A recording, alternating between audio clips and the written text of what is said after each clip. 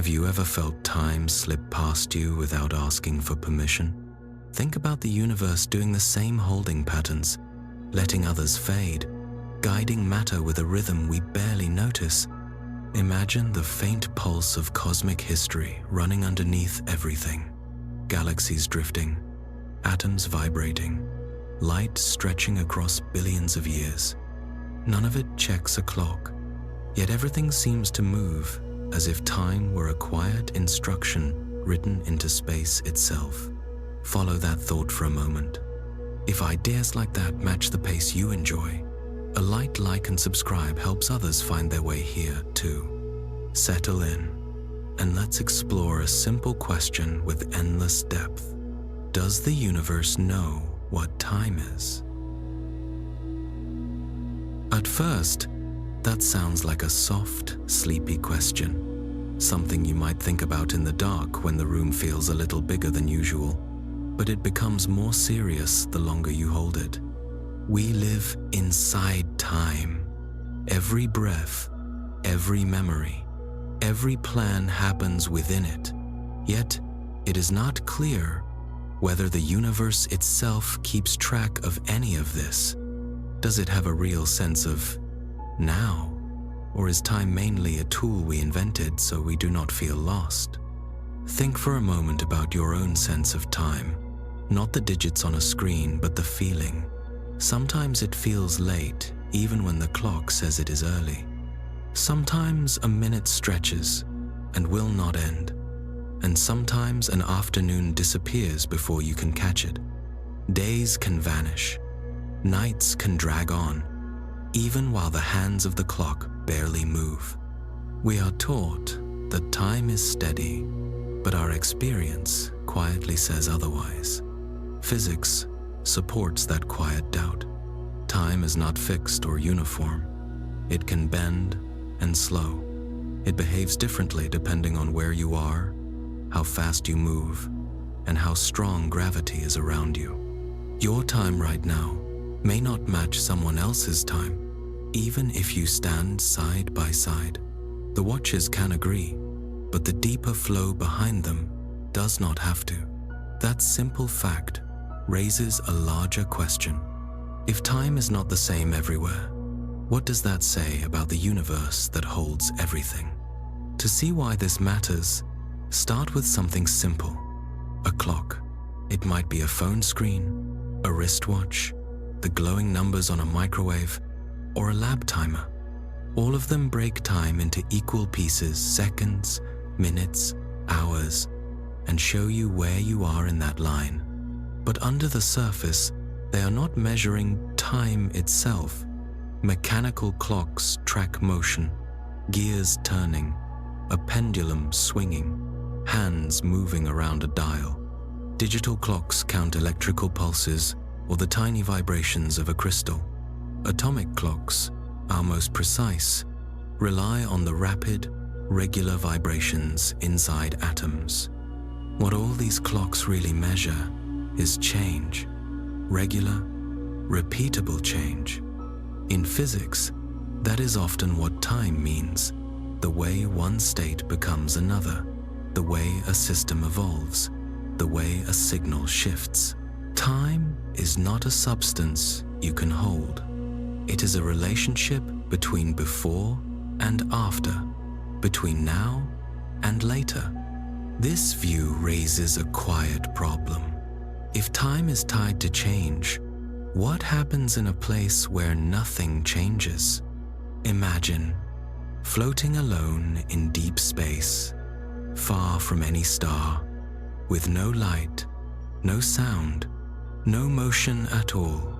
You are perfectly still relative to everything around you.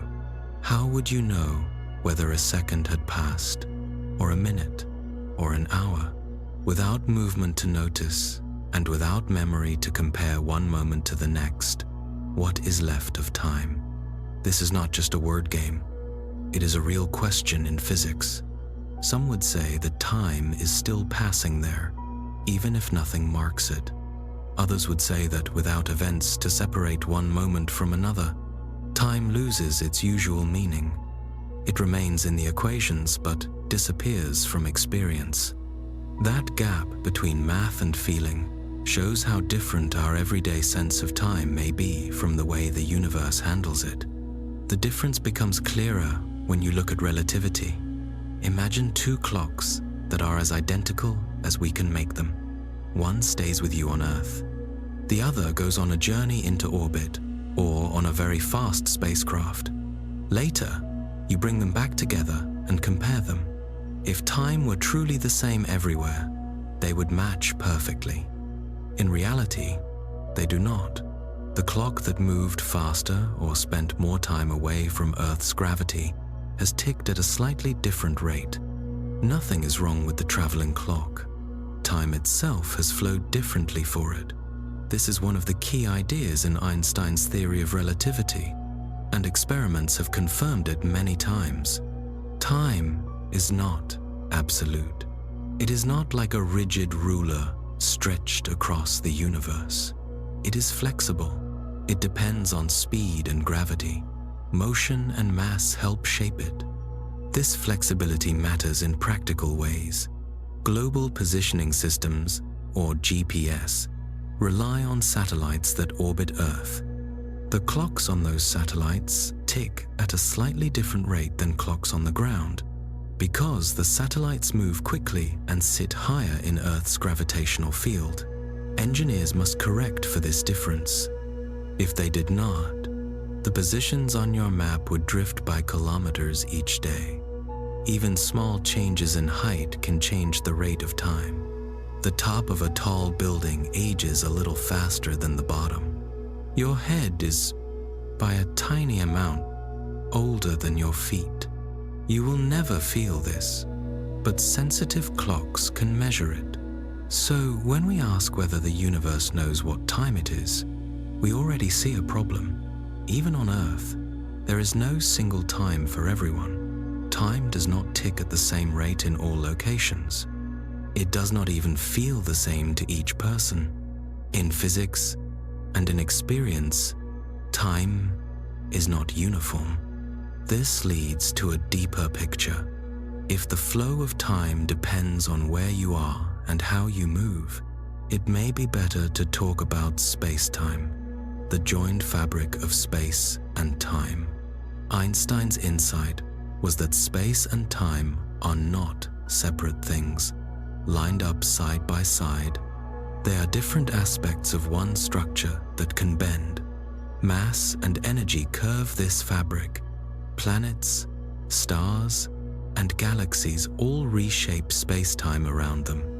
A simple way to say it is that mass tells space-time how to curve, and that curve tells matter and light how to move. That matter includes you and your clocks. When you stand on Earth, you are not only feeling a pull downward, you are standing in a shallow dip in space-time. In that dip, time moves at a slightly different pace than it would far out in empty space. This is not a poem about gravity. It is a description of the geometry of the universe. The geometry is not fixed once and for all. It depends on the mass, motion, and energy nearby. That is why the question, "What time is it?" always comes with hidden details. Where and for whom and under what gravity? There is no single answer that works everywhere. When we ask whether the universe knows the time, we have to ask which time we mean. Our own experience hides this complexity. We do not feel space-time curving under our feet. We do not sense relativity the way we sense warmth or cold. What we feel is a steady forward flow, one second after another, one event following the next. Time seems like a straight line that everything shares. Relativity says that this line is just one path through a more complicated landscape. Different observers can disagree about the order of events. Two flashes of light that are simultaneous for you may not be simultaneous for someone moving quickly past you. There is no single shared now, that stretches across the whole universe. We like to imagine a common present that everything shares, but the laws of physics do not give us that. Instead, they allow each observer to carve out their own slice of time based on their motion and position. Time becomes local and personal, tied to your path through space-time. In that kind of universe, the idea of one cosmic time, one answer to what time is it, begins to fade. Time does not vanish, but it stops being a single global thing and becomes a family of related clocks. This brings us back to empty regions again. If time is bound up with motion, gravity, and events, what happens in places where almost nothing is happening? The deep voids between galaxy clusters, for example. One way to talk about it is to say that as long as space-time exists, time is present as one of its directions. The geometry is there whether or not anything moves through it. But if there is no change, no clock, no process, time becomes invisible in practice. There is nothing to measure it with, and no one to compare before and after. In that sense, time begins to look less like a basic ingredient and more like something that shows itself only when the universe has enough structure and activity. Some modern ideas go further and suggest that time might not be fundamental at all. It could emerge from deeper processes, from quantum events, from the way particles become linked, from the growth of disorder, which physicists call entropy. In this view, time is not something the universe simply has. It appears when certain patterns form, when enough pieces interact in the right way. If that is true, then time might be more like a shadow cast by change than a solid object by itself. And if time is not part of the deepest level of reality, then the question, does the universe know what time it is, begins to shift. The universe might not know the time because there may not be a single time there to know. Time may belong to the way observers like us describe what we see and remember. We are used to treating time as simple and constant, but the more closely you look at it, the less simple it becomes. Even the idea that time flows forward in a single direction is not forced by the basic laws of physics. Many of the equations we use work just as well if you reverse the direction of time. On that level, the universe does not seem to care whether something happens forward or backward, yet your experience does care. You remember the past but not the future. You feel events unfold in one direction, not both. There is a clear arrow in the way your life plays out. The reasons for that arrow are deep and subtle, and we will return to them later. For now, it is enough to notice that our sense of time and the raw equations do not line up in a simple way. Right now, you are resting in your own moment, your own point in space-time. You sit in your own gravity, at your own speed, with your thoughts drifting at their own pace. Somewhere else, someone else is doing something similar, but their clock ticks at a slightly different rate. Their body ages at a slightly different pace. Their devices, their heartbeat, their breath, all move through time shaped by their surroundings. The difference is not a flaw. It is part of how the universe works. So if we ask again whether the universe knows what time it is, one calm answer is that it does not need to. There is no single time to report. Time is many things at once, depending on where you look and how you move. Our question turns out to be less about a giant cosmic clock and more about our own point of view inside a flexible space-time. You have probably worn a watch, or checked the time on your phone, or seen the blinking digits on a microwave after the power went out. In everyday life, it seems obvious that all good clocks should agree. If they do not, we assume one is slow, fast, or broken. That rule works well when speeds are low and gravity is nearly the same everywhere. In the larger universe, that rule fails. Perfect clocks do not always agree, and the difference comes from the way time itself behaves. Imagine another small test with 2 atomic clocks, the most precise kind we can build. You and a friend synchronize them so that they tick in exact unison. Then your friend takes one clock on an airplane, and you keep the other on the ground. The plane takes off, flies for a few hours, and lands again. When you meet and compare the 2 clocks, they no longer match exactly. The one that flew has recorded slightly less time than the one that stayed with you. The difference is tiny but real, and experiments have measured it.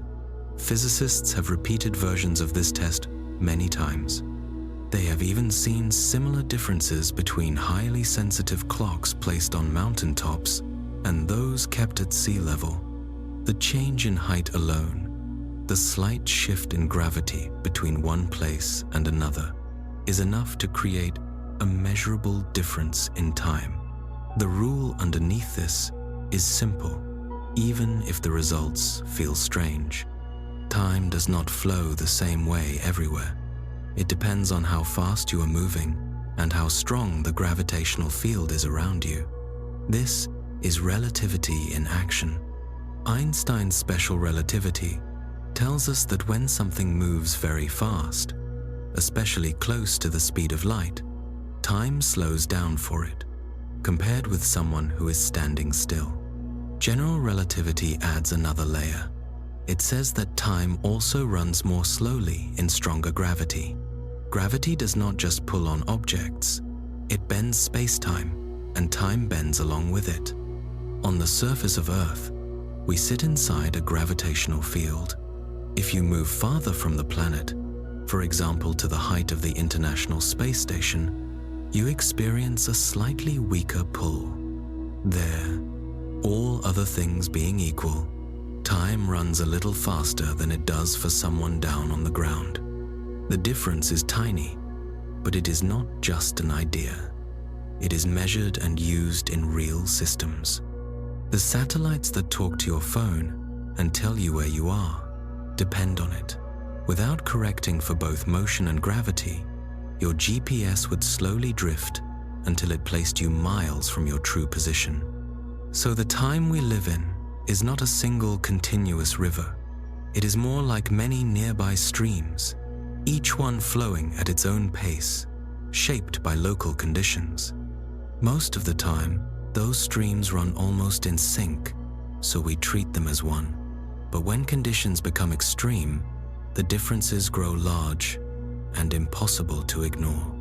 To see how far this can go, imagine leaving Earth behind and moving into deeper space.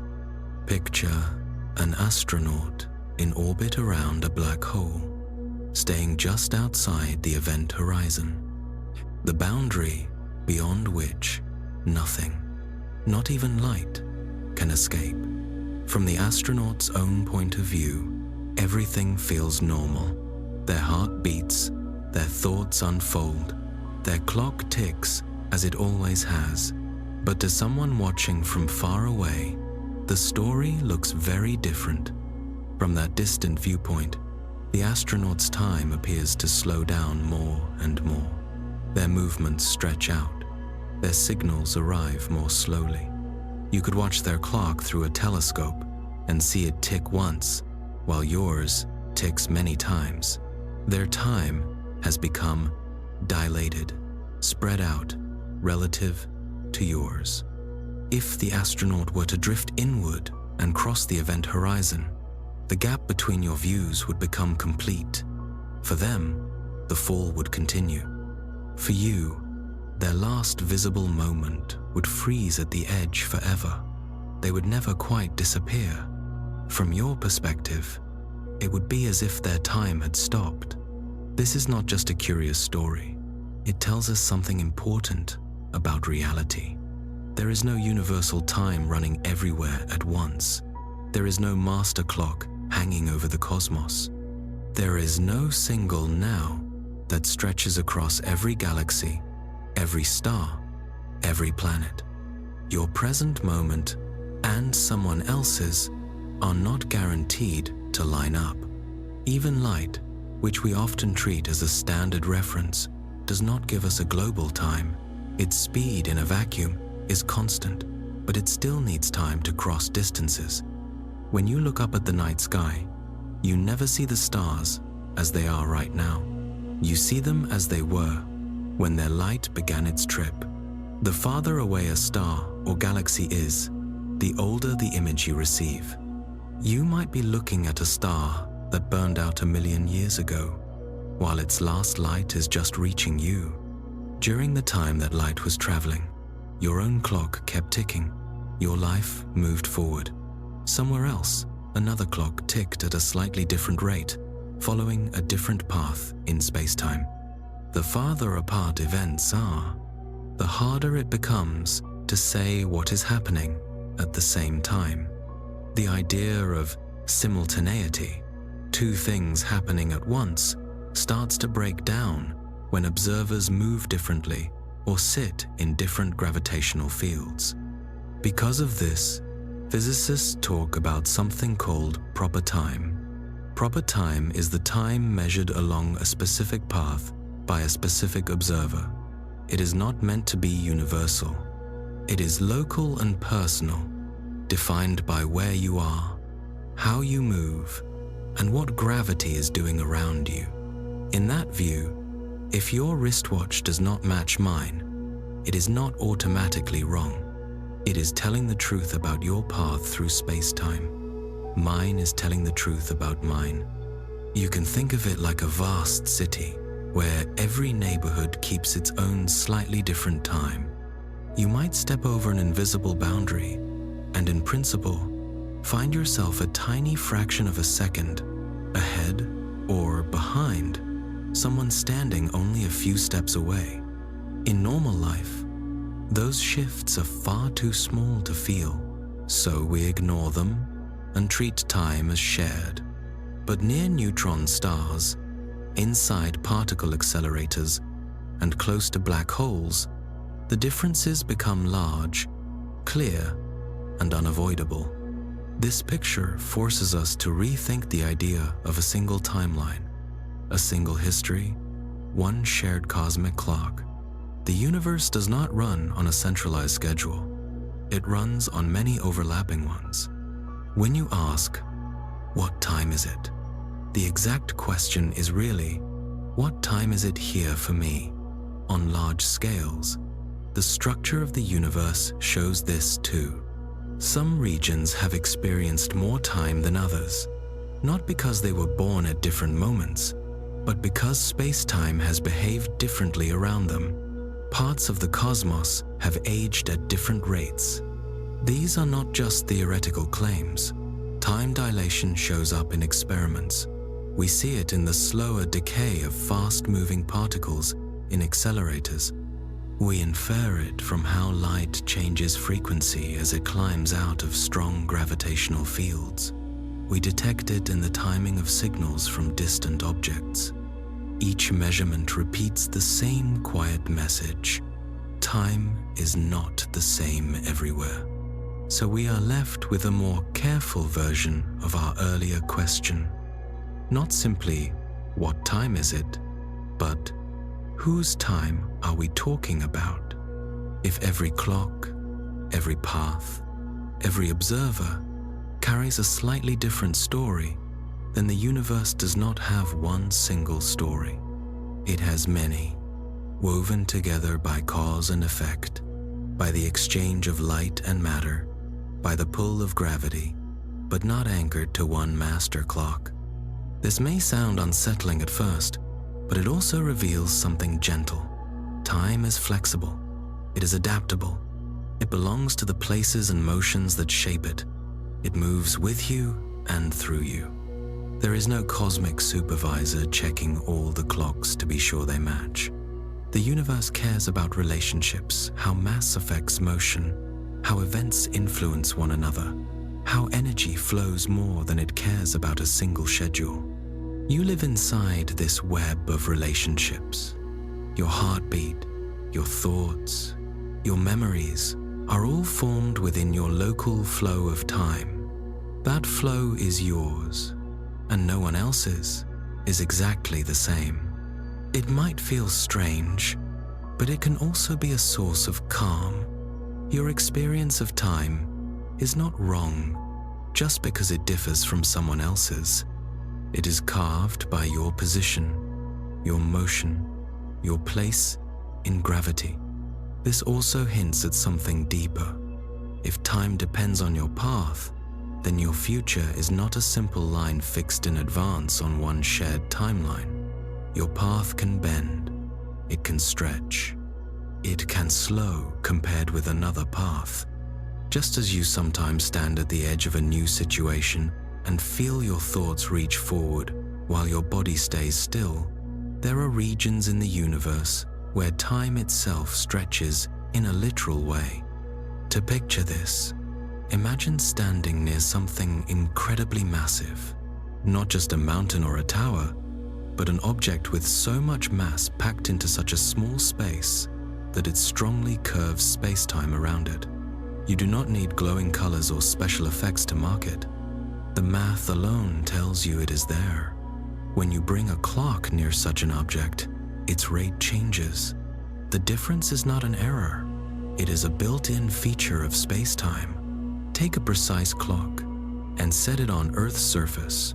Take an identical clock and move it into orbit a few hundred kilometers above. The two clocks now sit in slightly different gravitational fields. One is closer to the planet's center and feels a stronger pull. The other is farther out and feels a weaker pull. After some time passes, you compare them. The one higher up will have ticked a little faster. It is not running too fast. Time itself has flowed faster along that path. This effect is called gravitational time dilation. It appears not only in equations, but in working technology. GPS satellites orbit where gravity is weaker, so their internal clocks tick a bit more quickly than the clocks we keep on the ground. Engineers must adjust for both the speed of the satellites and their height in Earth's field. Without those adjustments, the system would drift out of sync in a matter of hours. The navigation we depend on would fail. In daily life, we talk as if time were uniform and simple. Yet our machines run correctly only because their designers build in the fact that it is not. Now, take the same idea and move from Earth to something far more extreme: a black hole. A black hole is not a vacuum cleaner in space. It does not suck things in like a pump. It is a region where a large amount of mass has collapsed into a very small volume, so the curvature of space-time becomes extremely strong. You could, in principle, orbit one safely at the right distance, just as satellites orbit Earth. As you approach closer, though, time begins to behave in more dramatic ways. Imagine hovering just above the event horizon, with powerful engines holding you in place. You do not fall in. You stay at a fixed distance. From your own point of view, nothing feels unusual. Your body moves, your thoughts flow, your clock continues. But an observer watching from far away would see your signals slow and stretch.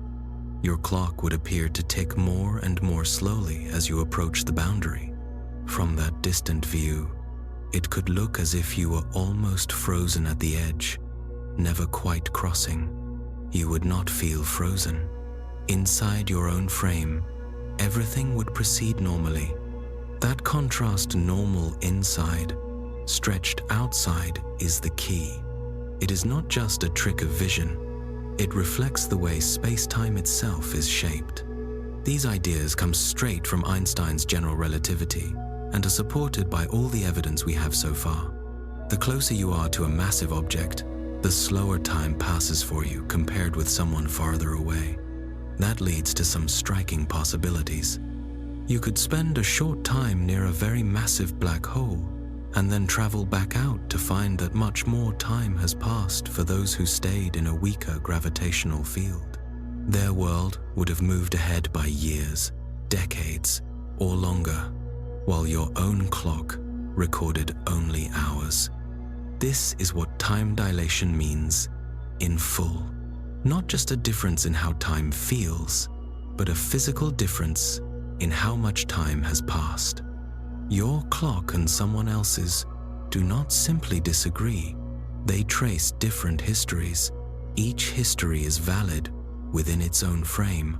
The variation comes not from broken clocks, but from space-time itself. If time can stretch and slow this way, it raises deeper questions. When we say time is stretching, what exactly is changing?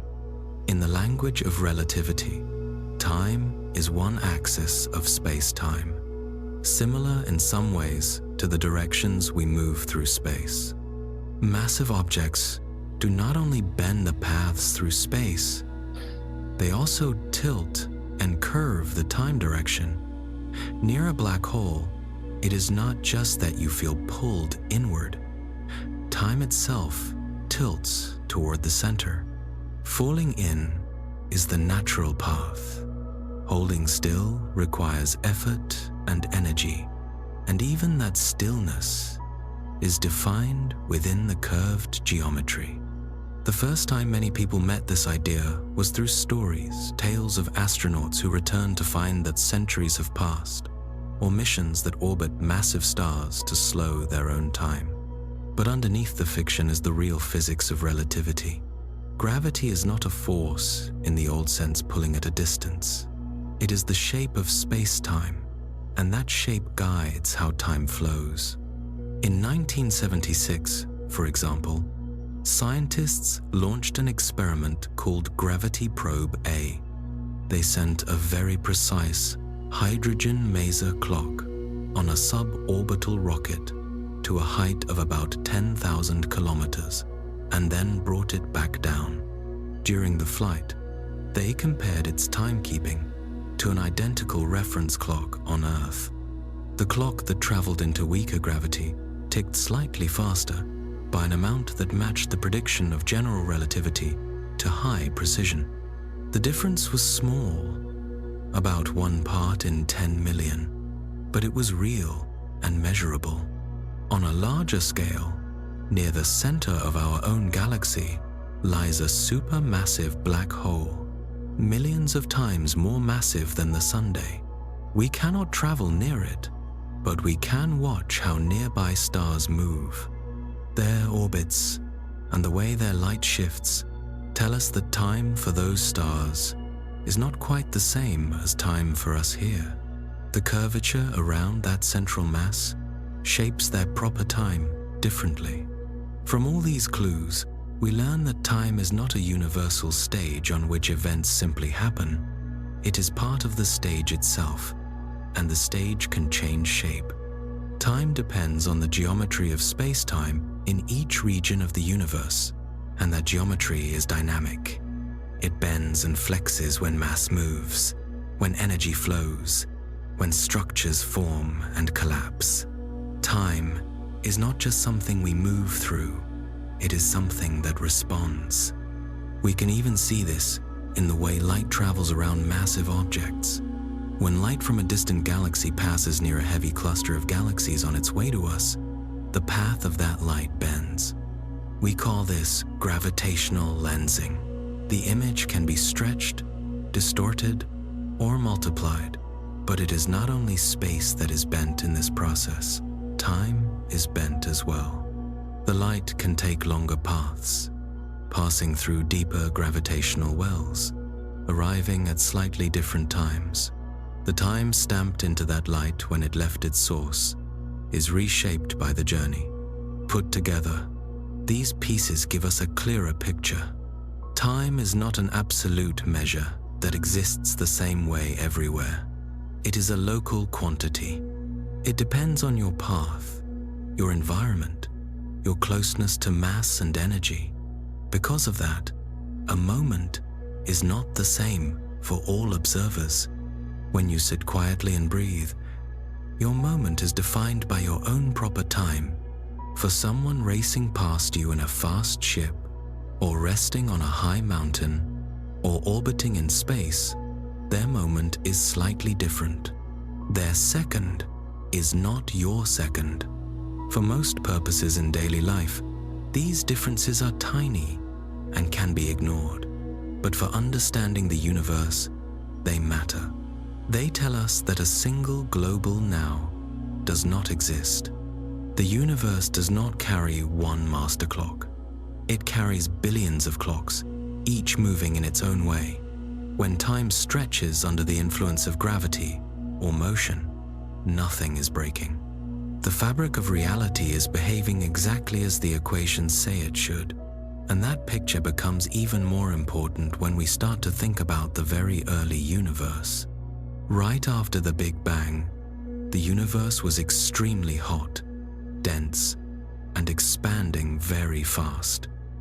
The curvature of space-time, the way gravity bends the fabric of reality, was intense. In those conditions, time did not pass as it does now. Its rate was tied to how quickly space was stretching. The history of the cosmos is not just very long, it is uneven. The universe has passed through phases where physical moments moved faster or slower than the moments you are living now. There may also be regions of the universe so distant that, because of the speed of light and the expansion of space, we will never see them. In those far zones, time may flow at a different pace because the distribution of matter and the strength of gravity are not the same as here. Those differences change the curvature of space-time, and that curvature changes how time runs. In this setting, a question like, "What time is it now?" has no single answer for the universe as a whole. There is no global now that includes every galaxy. There are only local nows, nearby timelines, threads that run side by side without staying in perfect step. Once you accept that, it becomes easier to see why time seems to stretch. It stretches because the universe is not flat or uniform. Gravity is uneven. Motion is relative. Space-time curves. And that curvature does more than set shapes. It sets tempos. It gives each region its own quiet rhythm. You live in one of those regions. Your seconds are shaped by the planet beneath you, by Earth's orbit and spin, and by the mass and energy around you. Somewhere else, another clock keeps a slightly different beat. It is not broken. It is simply following its own space-time. To make this more concrete, remember that most of the universe is empty. Not empty like a quiet room, but empty in the physical sense. Between stars and galaxies lie vast stretches where almost nothing exists. No air, no solid surface, no sound, only a thin mist of particles, faint radiation, and a great deal of distance. It is tempting to imagine that nothing happens there, that these regions are still and timeless. But even in the emptiest spaces, time continues to pass. Far beyond the outer planets, where the sun's gravity has grown weak, there is no visible clock, yet things still change. Particles drift, radiation spreads, gravity pulls faintly on dust and ice. Space-time does not vanish just because activity is low. The geometry is still there, and with it, time.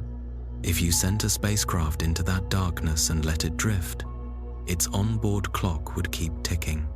Its systems would still register seconds, but those seconds would not match yours exactly. Far from strong gravity, the craft would sit in a region where time runs slightly faster. The deep gaps between stars are not timeless, they are just slow, in a way that feels like stillness. This shows that time does not need constant motion to exist. It does not require a planet in orbit or a person counting the minutes. Time is part of the framework. If space is present, time is present with it, even when nobody is there to watch. You can see this more clearly by thinking about light. When a star sends out light, the light travels outward in all directions. It does not stop at the edge of the star. It does not need air to carry it. It crosses gas clouds, passes solar systems, and moves through empty regions that may not have held much matter for billions of years. Along the way, the light always takes time to travel. Light from the sun takes about 8 minutes to reach Earth.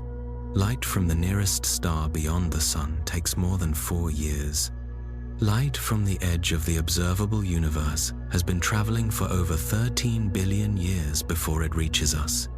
None of those distant regions move with us in any simple sense, yet the light still spends time crossing the space between. That tells us that time is built into distance itself. It is part of the structure of space-time, part of every path that light or matter follows. So even if you are floating alone in the middle of that void, far from any star or planet, time would still be passing for you. Not because anything dramatic was happening nearby, but because your position in space-time is real, and that position comes with its own proper time. You bring that time with you, in your heartbeat, and in any clock you carry. This leads to a quieter but deeper question. What does it really mean for time to move? In ordinary language, we say that time passes or flows, but in physics, time itself does not move. We move through time. Events occur, systems change, paths are drawn in space-time. Time is not a wind blowing over us. It is a dimension, like height, width, and depth.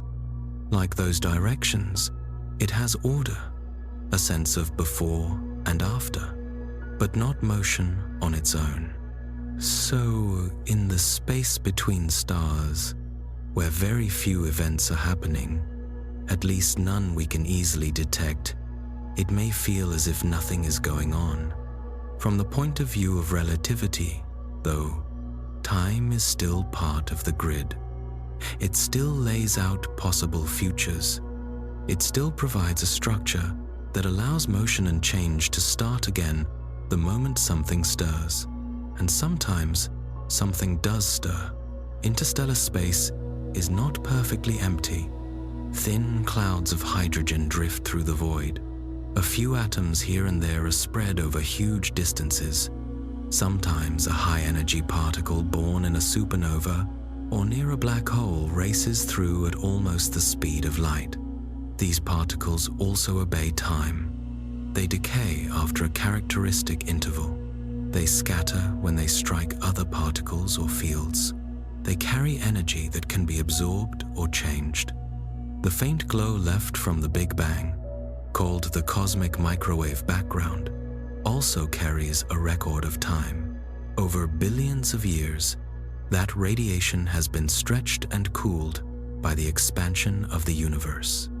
By studying it, we can estimate how long ago it was released and how far it has traveled. The patterns we see only make sense because time has passed between their origin and our measurement. So even though the space between stars can feel like a kind of nowhere, it is actually full of time. It simply does not look like the busy time we know near stars and planets. Time is there, whether or not anyone is watching. We notice this in our own lives as well. When you sit very still or fall asleep, it may seem for a while as if nothing is happening, yet you still age. Your body works, your cells repair, your memories change. Time does not stop because you stop paying attention. In the same way, a spacecraft left in deep space for 1,000 years will not stay the same. Its materials will slowly degrade. Its fuel will break down. Radiation will damage its systems. When you return, if you could, you would find it older in a clear, measurable way. So when we ask whether time exists in the thin breath between stars, the answer is yes. Time is there. It continues. It matters whenever something interacts with it. The only difference is that in empty regions, there is often no local witness. We, as living beings, are witnesses. We are built to mark time, not perfectly, but steadily. We feel hunger and fatigue. We form memories of what came before and expectations of what might come next. We experience cause and effect. For us, time is hard to ignore. Even in stillness, we sense it. That is why the empty regions of the universe feel so strange. They lack the markers we rely on. There is no steady rhythm, no obvious reference. Yet time still works there quietly and unseen, and eventually something passes through. A comet on a long orbit might spend thousands of years in deep space before falling toward a star. Its path obeys gravity, and gravity follows the rules of space-time. Space-time always includes time. The breath between stars is not a pause in the story. It is a thinner, quieter part of the same timeline. If you could sit in that space completely alone, you would still feel your heart beating and your breaths coming and going. In the silence and cold, the seconds might seem to stretch, but they would still arrive. All of this brings us back to our central question in a different form. When we ask whether the universe knows what time it is, we have to remember that there is no single clock to check. Each region, each object, each particle keeps its own time, tied to its own path and environment. And in empty stretches, where nothing speaks, time is still part of the background, woven into space-time, ready for the next event. If time is part of the structure even in deep stillness, it leads naturally to another question. What gives time its direction? Why does it feel as if it always moves forward? You have probably heard time compared to a river flowing one way. The image is simple, but the basic laws of physics do not force that picture. Many of the core equations are time-symmetric. They work the same, whether you imagine time running forward or backward. Think of two balls colliding on a smooth table. If you watch a video of the collision in reverse, the motion still looks reasonable. The rules of motion do not care which way you run the tape.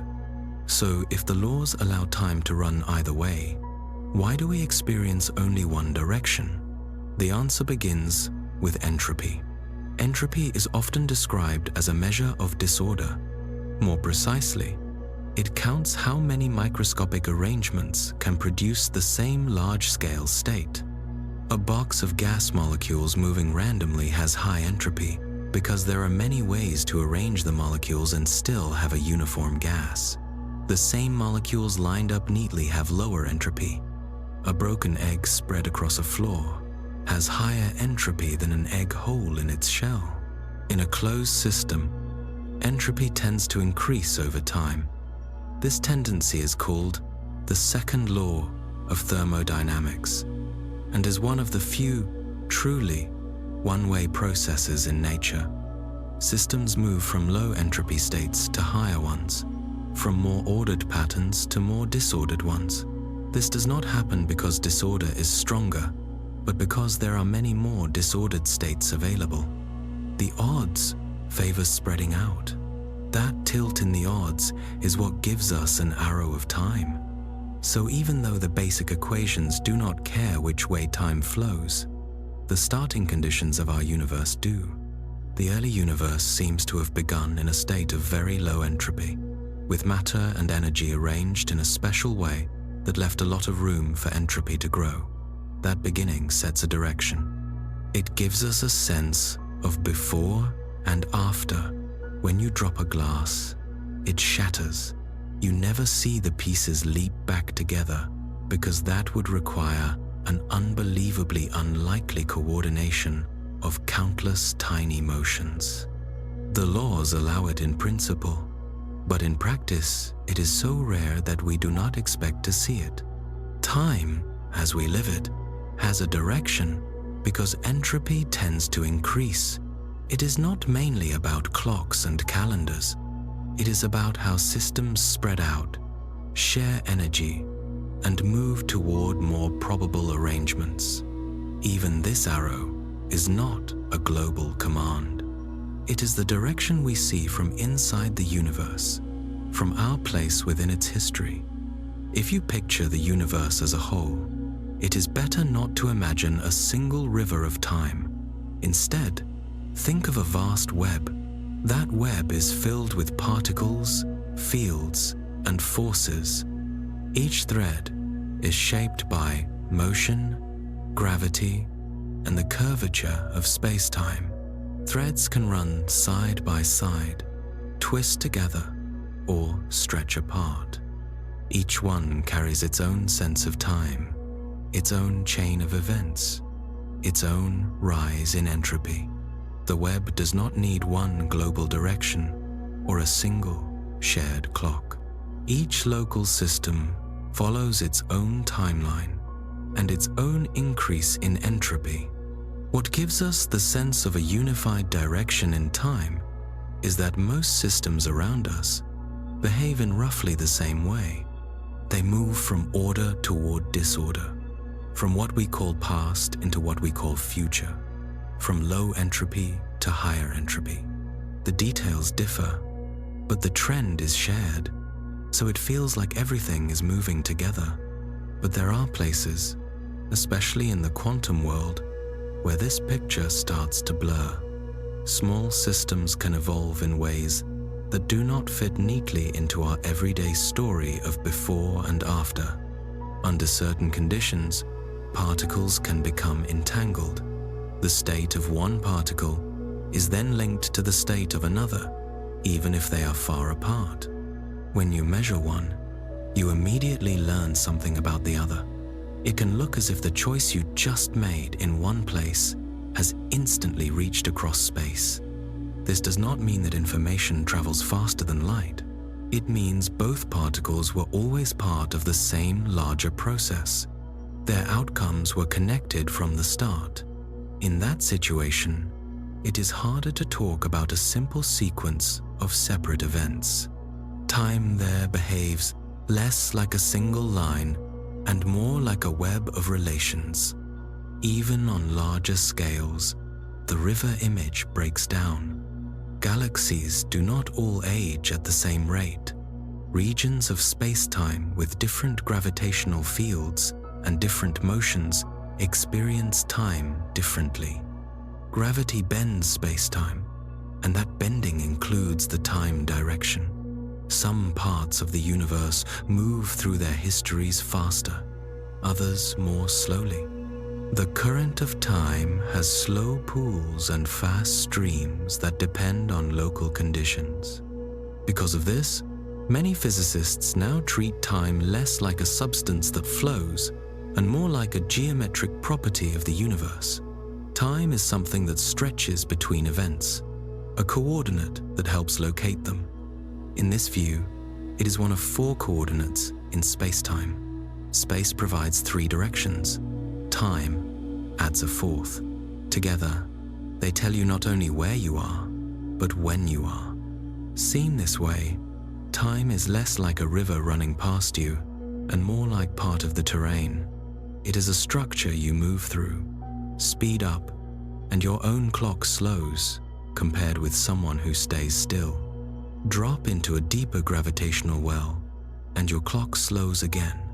Follow a different path through space-time, and you can arrive at the same meeting point as someone else with a different number of seconds behind you.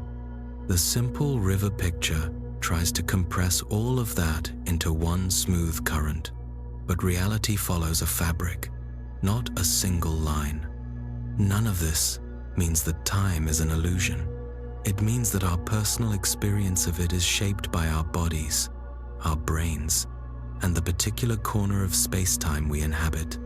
Memory, biology, and entropy all push us toward one interpretation, a steady forward flow.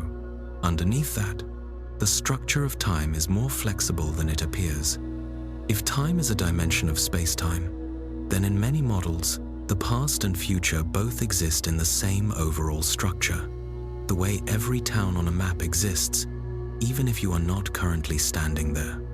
The moment you are born and the moment of your death could both be points in that structure. What changes is not the map, but your position on it. You experience those points, one by one, in a particular order. Your consciousness, your biology, your memory all move in one direction along that axis. You do not rewind. You do not jump ahead. You follow a path that feels like a one-way street, even if the underlying space-time is more like a complete layout. That raises a deep question. If events are all part of one structure, what truly separates now from the past and the future? There is no single agreed answer. Some physicists argue that only the present is real, the past has vanished, and the future does not yet exist. Others support a block universe picture, where past, present, and future are all equally real, and the flow of time comes from how we experience the structure, not from the structure itself. We cannot step outside of time to check. We reason from within, using clocks and observations that all live on the same timeline we are trying to describe. What we can say is that time does not have to behave like a simple river. It can bend and stretch. It can act like a network of connected events instead of a single track. In a network, the order of events and their relationships still matter, but there is more than one possible route between them. You feel time flowing forward because that is how memory works, how cause and effect work in your environment, how entropy increases in the systems around you. Underneath that, the equations leave room for more complex patterns.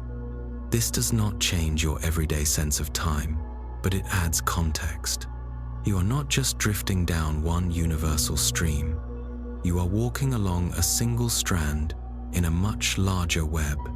Each step you take is shaped by the structure around you, the gravity you feel, the speed you move, the physical systems you interact with. When you ask why time moves forward, you are really asking why the local structure of space-time favors one direction over the other. The best answer we have so far is that it comes from how the universe began. It started in a state of low entropy that allowed structure and complexity to grow. That starting point, plus the rules of thermodynamics, gives us a direction for time. It gives us history, memory, and the sense of a story moving from earlier events to later ones.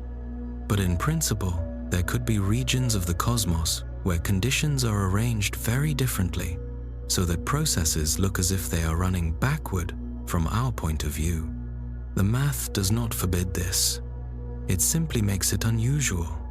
If time was simple, we would not need to talk about curves and four-dimensional geometry. We would treat it like a straight ruler, just a number that grows in one direction. But when we look closely and measure carefully, time refuses to act that way. This is where relativity comes in. Start with something intuitive. Not everyone agrees about when things happen. Two people watching the same pair of events from different locations or moving at different speeds might not put those events in the same order. One might say that flash A came before flash B. The other might say that B came before A. With the right arrangement of motion and distance, both descriptions can be correct within their own frames. That disagreement is not a mistake. It is part of how space-time works. In the early 1900s, Albert Einstein turned this into a precise theory. He joined space and time into a single framework. spacetime. If space and time are linked this way, then changing one changes the other. Stretch space and you also affect time. Bend space and time bends with it. Time is not a rigid stage on which events unfold. It is an active part of the world that responds to speed and gravity. The simpler part of the theory is called special relativity. It focuses on motion. When you move quickly, especially at speeds close to that of light, time slows down for you relative to someone who remains at rest. Your clock runs, but compared with a stationary clock, fewer seconds pass on your device. We see this in particle accelerators, where unstable particles live longer when they move quickly, and in high-speed flights and space missions, where precise clocks showed tiny differences between travelers and people who stayed on Earth. General relativity goes further by bringing gravity into the picture. Instead of treating gravity as a simple pull, it describes it as curvature in space-time. Massive objects like planets and stars create dents in that geometry. Nearby objects follow paths shaped by those dents. Planets orbit stars because they are following the straightest possible paths through curved space-time. The curve affects both space and time. The deeper you are in a gravitational well, the more slowly time passes for you compared with someone higher up. Atomic clocks confirm this. Time at sea level runs slightly slower than time on a mountaintop. In stronger gravity, the effect becomes dramatic. Near a black hole, the curvature is so extreme that time at the edge appears to nearly stop from far away. Anything falling inward seems to freeze at the event horizon. The light it sends out is stretched and delayed. These effects are not quirks. They are built into the geometry of space-time. Motion and mass both create curves in that geometry, and those curves shape time. Every curve changes the local experience of time, even if only by the smallest amount. One way to picture this is to think of a map drawn on a curved surface. On a flat map, straight lines are simple and distances add up in obvious ways. On a globe, the shortest route between two cities is often a curved arc. Time behaves in a similar way in curved space-time. The distance between two events, the time you measure between them, depends on the path you take and on the geometry through which you travel. And that geometry is not fixed. It changes as mass moves and as the universe expands. This is especially important when we think about the very early universe. Right after the Big Bang, matter and energy were packed into a hot, dense state. The curvature of space-time was extreme, and time itself behaved differently than it does now. As space expanded and the universe cooled, the geometry changed, and the way time passed changed with it. We cannot simply run the clock backward as if nothing else changed. The clock itself, the rules that set the pace of time, were also evolving. The same may be true in the far future. As the universe continues to expand and distant galaxies move beyond our horizon, space-time will stretch further. Gravity will have less influence over very large scales. Time in those distant eras may flow differently again, not because anything outside the universe has intervened, but because the underlying structure continues to shift. So when we say that time is curved, we are describing its real behavior in the presence of motion and mass. We are explaining why clocks do not always agree, why different observers can disagree about the order of events, and why the question, "What time is it?" cannot be answered without saying where and for whom. That leads us toward the boundaries of our understanding, where the curves of space-time become extremely sharp inside black holes, at the centers of theoretical singularities and near the very beginning of the universe, our current equations begin to fail. The math breaks down. In those extreme regions, time as we know it may stop or lose its usual meaning. We are not yet sure.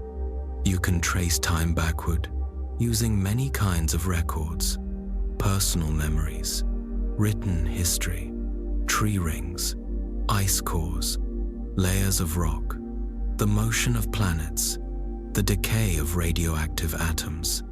Each step takes you farther into the past, but gives you fewer clues. The signals grow faint.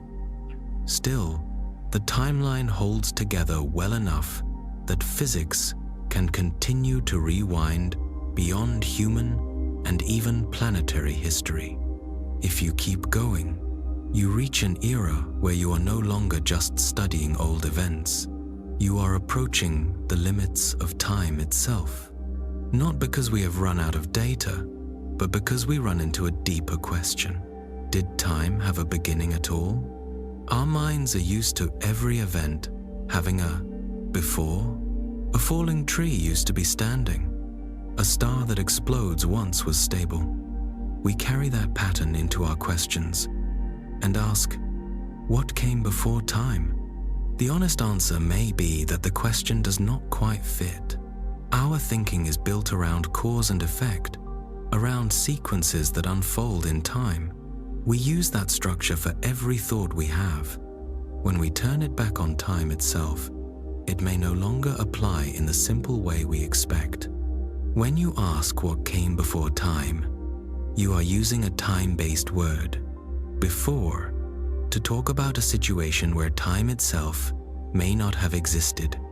The question sounds simple, but the idea slips away as soon as you press on it. It is like asking what lies north of the North Pole. The words fit together, yet the picture they point to does not. Our minds are built to think in sequences, so we keep reaching for a previous moment, even in a situation where there may not have been any moments at all.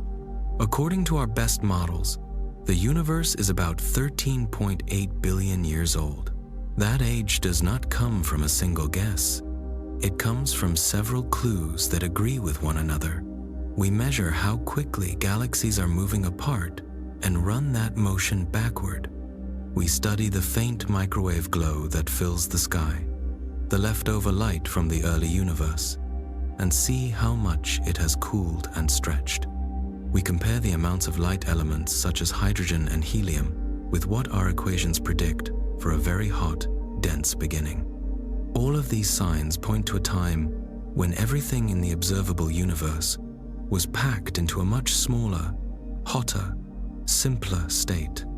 We call that beginning the Big Bang, but the phrase can be misleading. The Big Bang was not an explosion in empty space. It was the rapid expansion of space itself, not inside space, but of space.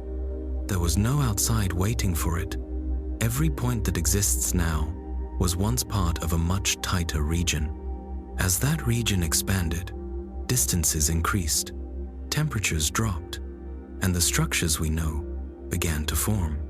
If you take the equations of general relativity and run them backward from the expanding universe we see today, they lead to a point of infinite density and temperature, a singularity. But a singularity is not a normal physical place. It is a sign that our math has hit its limit. The theory is being pushed beyond where it can safely apply. Most physicists think the singularity is not a literal object the universe once sat inside. It is a marker that says, beyond this, our current map no longer works. That deeper map would be a theory of quantum gravity, something that blends the rules of general relativity, which explain gravity and large-scale structure, with quantum mechanics, which describes particles and fields at very small scales. We do not yet have a complete quantum gravity theory, but even without it, general relativity gives us a starting line. Not a point in space, but a lowest point on the timeline we can meaningfully talk about. In the standard picture, time itself begins at the Big Bang. Before that moment, there is no earlier in the usual sense, because the time direction we use to define earlier and later does not yet exist. This is hard to hold in your mind because we keep trying to use time-based language to describe a situation without time. We want to ask what caused the Big Bang, what happened before it, what set it off.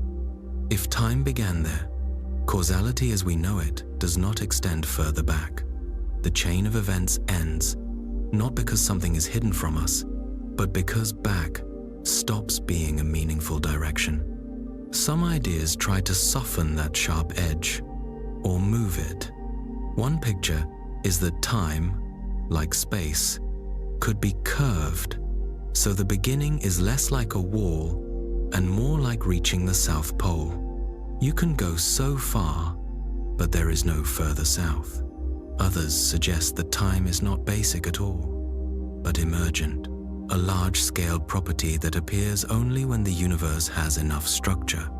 There are also bounce models, in which a previous phase of the cosmos contracted, reached some minimum size, and then rebounded into the expansion we see now.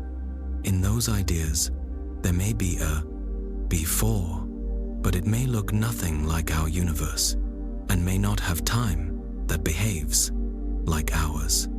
All of these possibilities are still speculative, in part because our ability to look back has limits.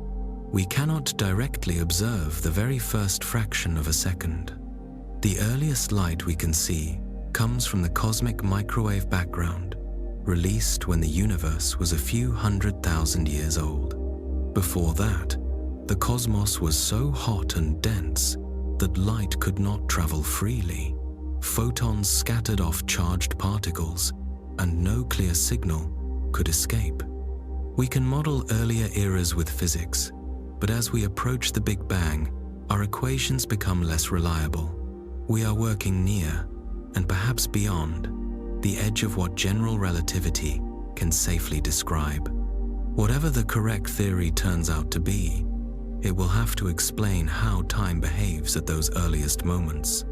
If that is true, then our everyday idea of a neat timeline, a row of moments from past to future, would be more like a large-scale description than a basic ingredient.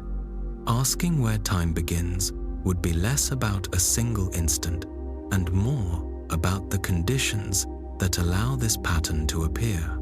The early universe may not have started inside time. It may have started into time, once the right relationships among fields and particles took shape. Thinking this way does not make the question less important, it makes it more precise. Instead of asking, what was before time, we ask, what conditions allow time to emerge? And what do we mean by a beginning when there is no earlier moment to compare it to? Those questions mark the frontier of our understanding. Each step toward that frontier teaches us something about the universe and about the nature of time. We learn that time is not just a row of ticks on a clock. It is part of the structure of reality, shaped by motion, mass, and entropy. We live inside that structure, shaped by it and moving through it. However time began, whether it had a sharp start, emerged gradually, or has always been part of a larger cycle, it has carried the universe from that first extreme state to the present. But the first second of the universe was not small in its effects. It was dense, hot, and wildly active. Everything that followed grew from what happened there. That first second is where the basic framework of the universe took form. Not galaxies or stars yet, but the particles, forces, and rules that would govern everything after. To picture it, you have to slow it down in your mind, dividing that second into tiny slices, because the changes did not unfold at an even pace. At the very beginning, the clock did not simply tick, it surged, right at time zero, or as close to it as our physics can reach. The universe was not a dot inside a larger room. It was the room. It was space-time itself, in an extremely compressed state, extremely hot, extremely dense, uniform in some ways, and unstable in others. The laws of physics, as we know them, had not fully separated into their familiar forms. But there was energy, there was pressure, and there was expansion. We do not yet know what set that expansion in motion, or whether set in motion is even the right way to think about it. What we can say is that from the moment expansion began, time had a clear meaning. Events could be ordered, causes could lead to effects, and almost immediately, a dramatic phase called inflation seems to have taken place. Inflation was not just ordinary expansion. It was runaway, exponential expansion, an extremely rapid stretching of space-time over a tiny slice of time. During inflation, regions that were once close together were pushed far apart. Space grew so quickly that distances between points increased faster than light could have crossed them. This did not break the speed limit, because no object was moving through space faster than light. Instead, space itself was expanding. Inflation helps explain several features of the universe we see now. On the largest scales, the cosmos looks surprisingly smooth and uniform. Regions that are now widely separated have nearly the same temperature and density. Without inflation, it is hard to see how they ever had contact. With inflation, a small, nearly uniform patch can be stretched to enormous size, giving distant areas a shared origin. Then, just as suddenly, inflation ended. When inflation stopped, the energy that had been driving it was released into ordinary particles and radiation. The universe reheated, filling with a hot plasma. This marks the start of what we call the hot Big Bang phase. From then on, the universe continued to expand, but at a slower, more regular rate. Within the first fractions of a second, its contents were a dense soup of quarks, gluons, electrons, neutrinos, and photons, all colliding and interacting. As the universe expanded, it cooled, and cooling allowed new structures to appear. Quarks began to bind into protons and neutrons, the building blocks of atomic nuclei, the four fundamental forces that guide matter-gravity. The strong force, electromagnetism, and the weak force settled into their separate roles as the temperature dropped. Soon, the basic building blocks of nuclei were present in huge numbers. The universe was still extremely hot, hotter than the core of any star, but it was no longer just raw energy. It had matter with stable identities. Around this time, neutrinos slipped free from constant interaction. They began to travel almost without interruption through space, forming a background of ghostly particles that are still passing through you today. Another important change was the fate of antimatter. In the earliest moments, there were nearly equal amounts of matter and antimatter. When particles and antiparticles met, they annihilated into pure energy. If the balance had been perfect, almost nothing solid would remain. But for reasons we still do not fully understand, there was a tiny excess of matter, about one extra particle per billion. That small imbalance is why any of us exist. The rest cancelled out. The leftovers became the material for future stars and planets. By roughly 1 second after the beginning, the universe had cooled enough for simple nuclear reactions to start binding protons and neutrons into the first light nuclei. This period, called Big Bang nucleosynthesis, produced mostly hydrogen and helium, with a little lithium. Electrons were still free at this stage, so full atoms had not yet formed, and light could not yet travel long distances without scattering. The universe was still a bright, dense plasma. It would take hundreds of thousands of years more for the universe to cool enough for electrons to settle into stable orbits around nuclei, forming neutral atoms and letting light move freely.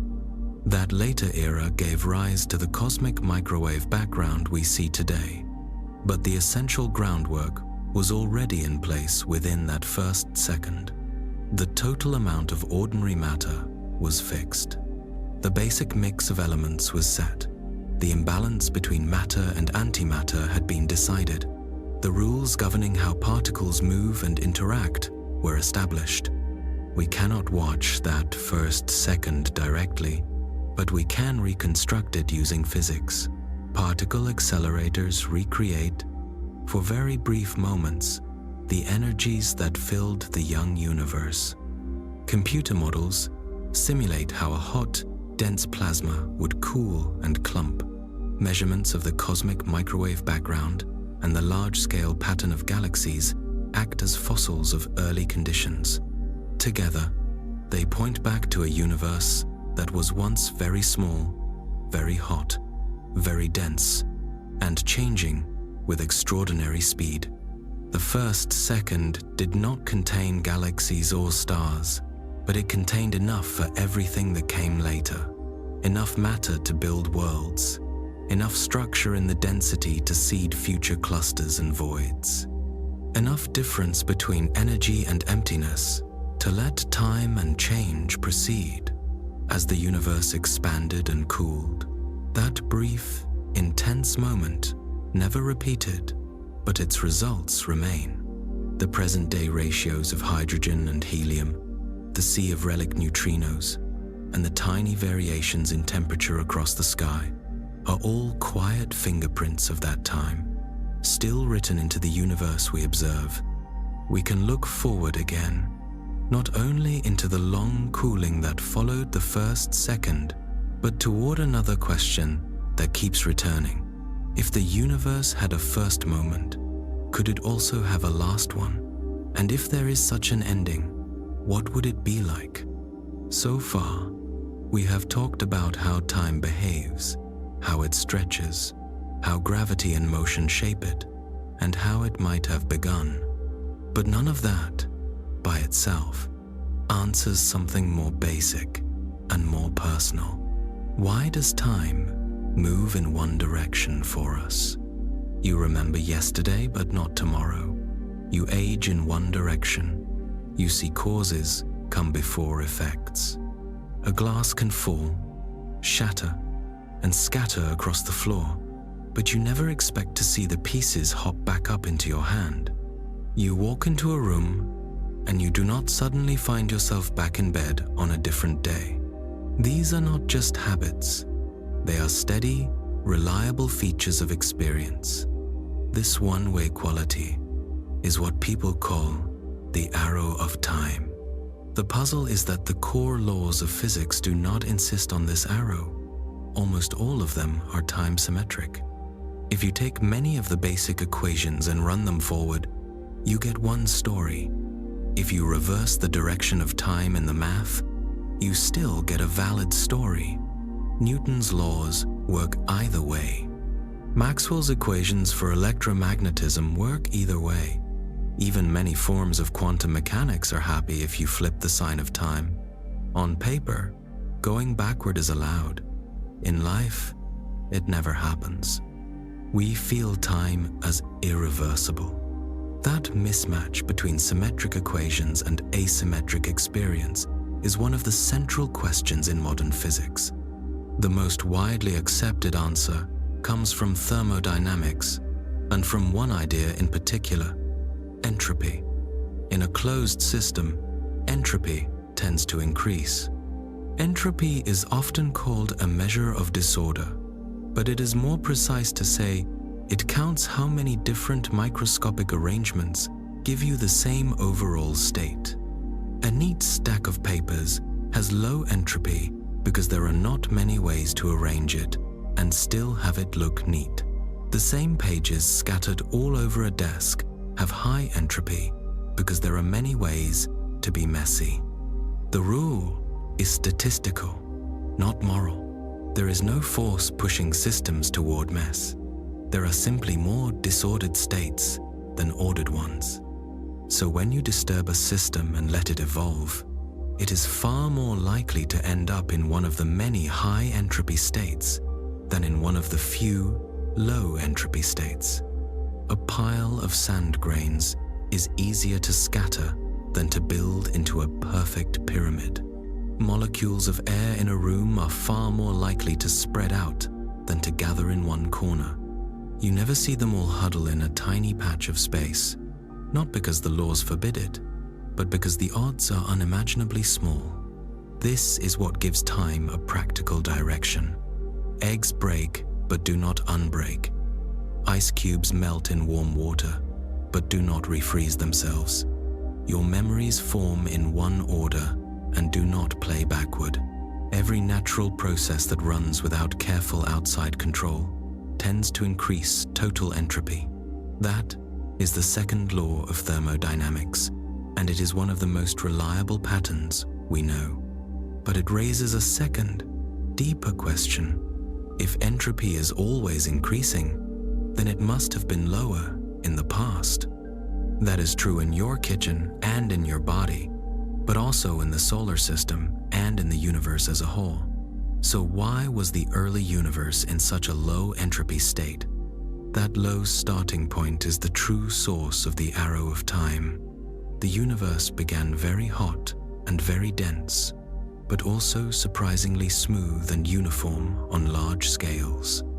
There were small ripples, but not much structure. As the universe expanded and cooled, those tiny ripples grew into galaxies, stars, planets, and later into life. Locally, you see structure forming and complexity rising, even though the total entropy is going up. Gravity makes this possible. When matter falls together under its own gravity, it can create dense objects while throwing out heat and radiation.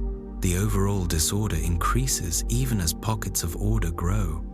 That is why you can have galaxies, stars, and living cells in a universe where the second law still holds.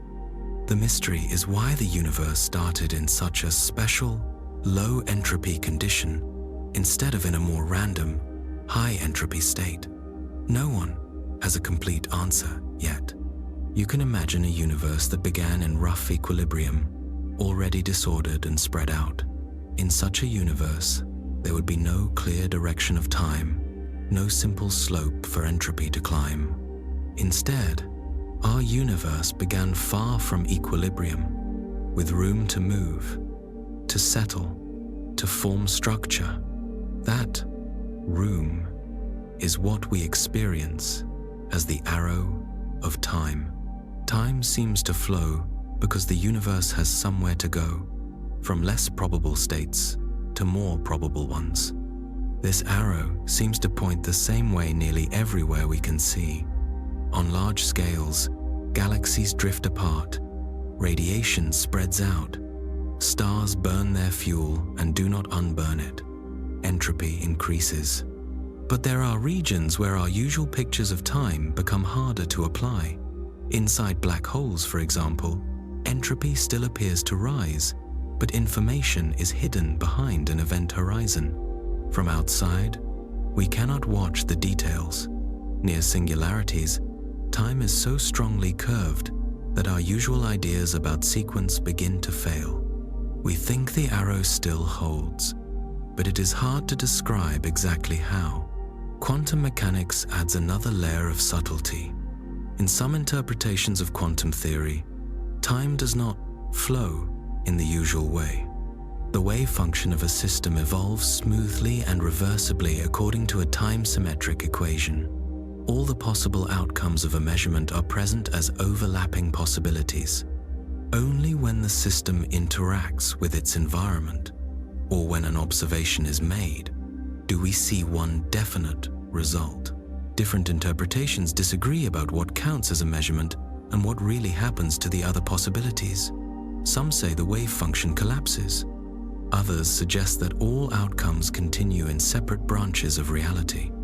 In these views, the arrow of time is closely tied not just to entropy, but to information. You remember the past because information about it has been recorded in many forms. In your brain, in fossils, in light that left distant stars long ago. The future has not been recorded yet. The information about it does not exist. As systems interact, more records are created and more possibilities close. Footprints appear in snow only after you step into it. The direction from no record to record lines up with the increase of entropy. Could the arrow ever reverse?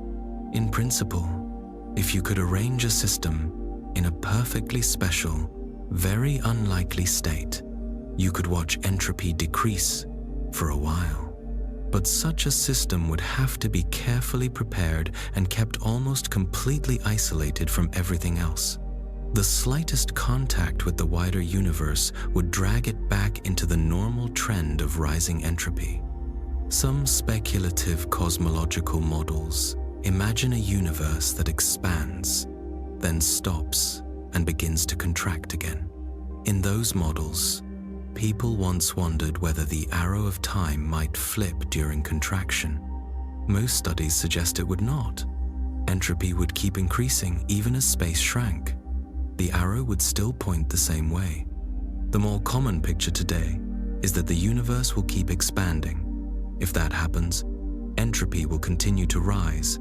Useful energy will be spent. Stars will run out of fuel. Many will explode as supernovae. Others will collapse into white dwarfs, neutron stars, or black holes.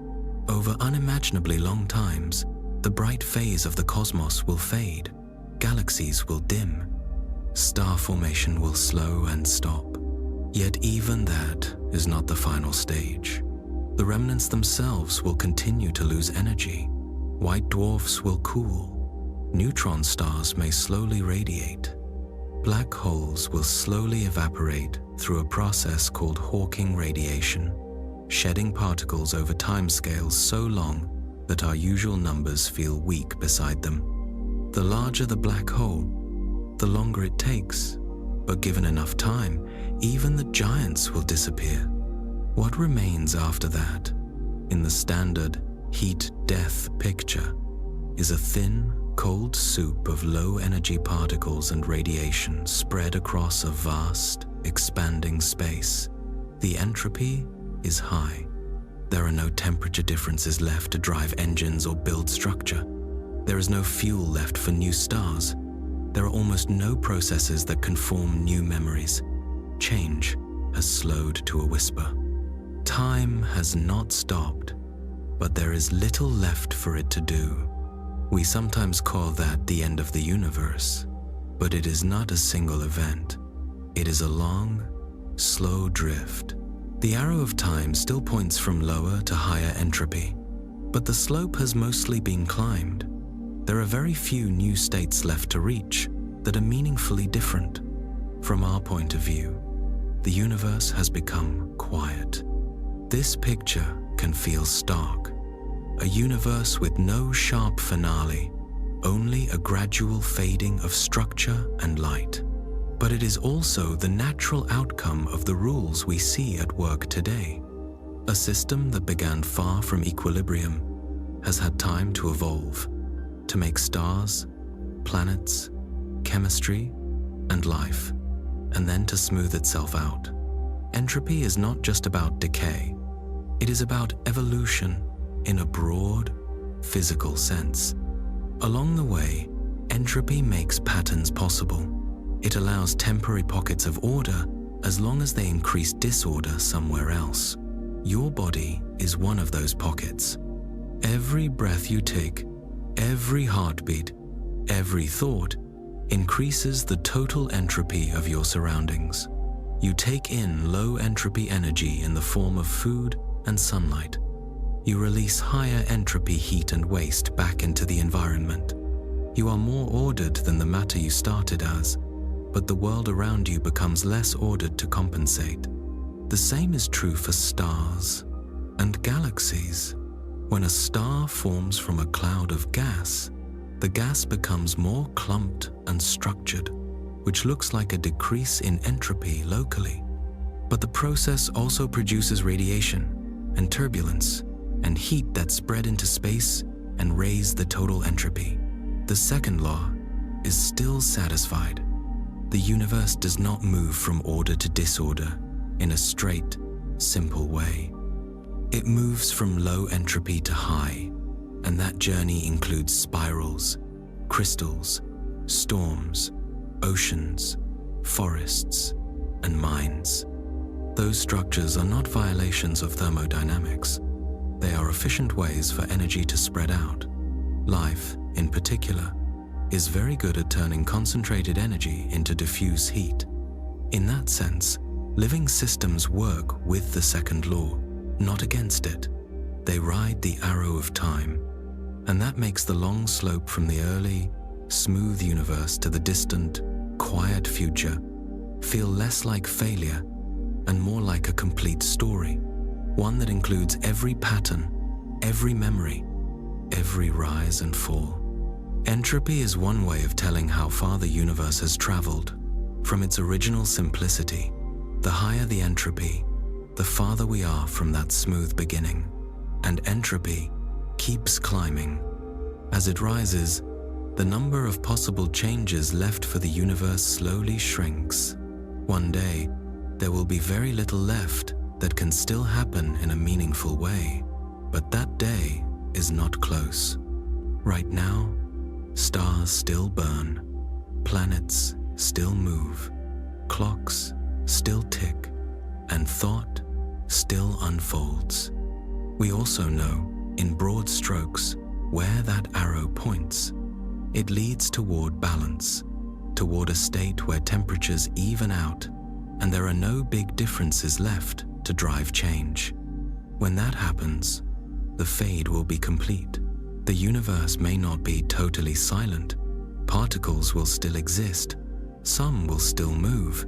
But the differences between one moment and the next will be so small that they hardly matter. Time will still appear in our equations, yet there will be almost nothing left to mark its passing. That is what entropy points to, not a verdict, just a pattern that began when the universe began. We are part of that pattern. Each breath warms the air around you. Each flicker of thought in your brain uses energy and spreads it as heat. Every machine you run, every system you build, pushes some energy into more scattered, less useful forms. Memory itself is one more expression of entropy. A memory is a trace, a physical change left by an event. As more processes run and more traces are written, the overall disorder grows. Someday there may be no interesting processes left, no new traces to form, but for now there is still room for stars to be born and die, for galaxies to stretch and thin out. The fade is real, but it is not a cliff. It is the long tail of a very long process. We know time through change, a hand sweeping around a clock, the sun crossing the sky, a body aging, a thought starting and ending. We do not experience time as a bare number. We feel it as motion and contrast between what was and what is. What happens when the familiar markers of time, the turning of planets, the fusion in stars, the flow of heat from warm places to cold, all weaken and almost stop? Would time still be there if nothing remained to tick right now? The universe is still busy. Stars fuse hydrogen into helium. Galaxies interact. Black holes grow. Radiation crosses space. Tiny particles collide and decay. Each of these changes can, in principle, be measured. Each one divides time into a before and an after. In the very far future, those changes become rare. Heat death is not just cold and dim, it is empty of contrasts. With almost no matter clumping together or breaking apart, the events that once gave us rhythm will be gone. That does not mean time has stopped in the strict mathematical sense. It means that time no longer has much to connect itself to. It becomes hard to say what it would mean for one moment to differ from the next.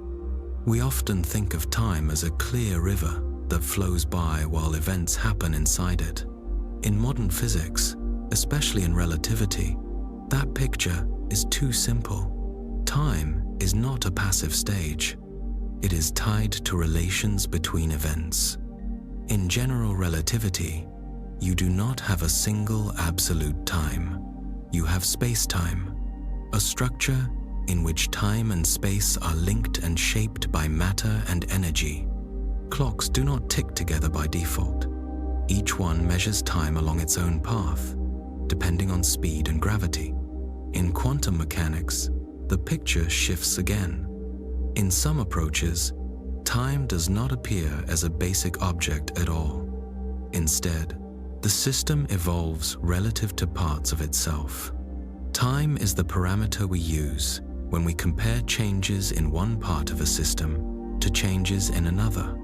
In that sense, time is a way of keeping track of relationships, not a thing that exists on its own. If nothing changes anywhere, there is nothing left to compare.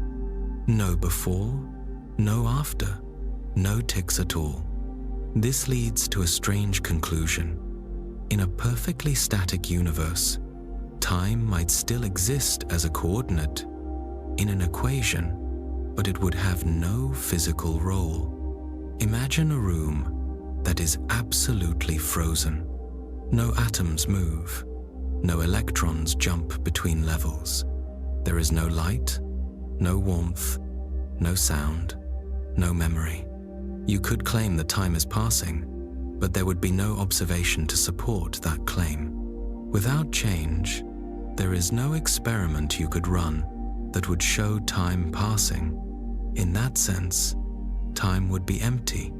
This matters when we think about the far end of the universe. As entropy rises, usable energy drops. Processes slow down. First, the stars go dark. Then the slow gravitational dances end. Finally, over huge spans of time, black holes evaporate and disappear into a thin bath of radiation.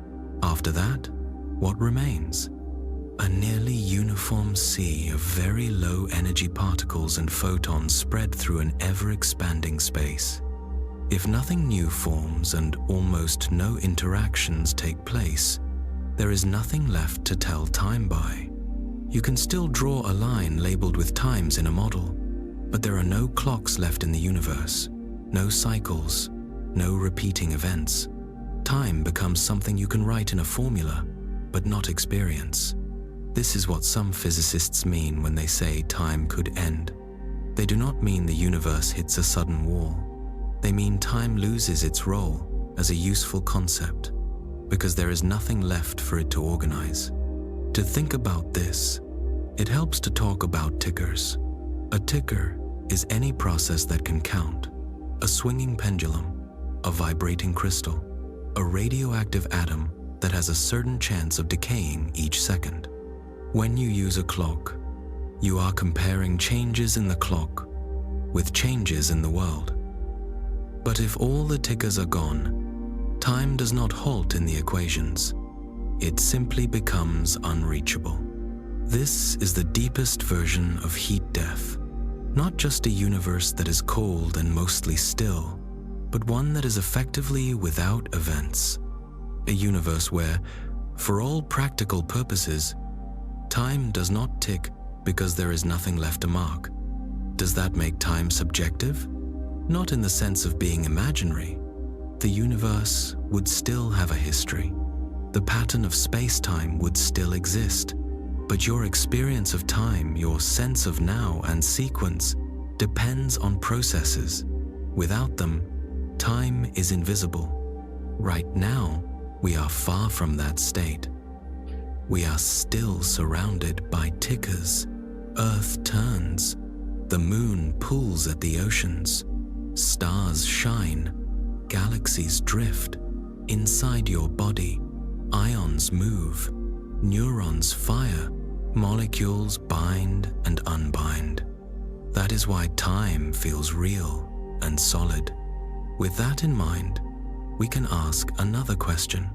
What would time mean if we zoomed in as far as we can, down to the smallest scales we know? Until now, we have talked about time mostly in terms of big systems, stars, galaxies, black holes, the universe as a whole. But time also appears in the quantum world, the world of particles and fields and probabilities. In classical physics, you can say where something is and how fast it is moving. You can trace its path and assign a time and place to every point along it. In quantum mechanics, particles do not follow neat lines. An electron in an atom is not a tiny planet orbiting a tiny sundae. Instead, it is described by a wave function, a spread of possibilities. The particle is not exactly here or exactly there. It is more or less likely to be found in different regions, and that pattern changes with time. The main equation that tells us how this pattern changes is the Schrödinger equation.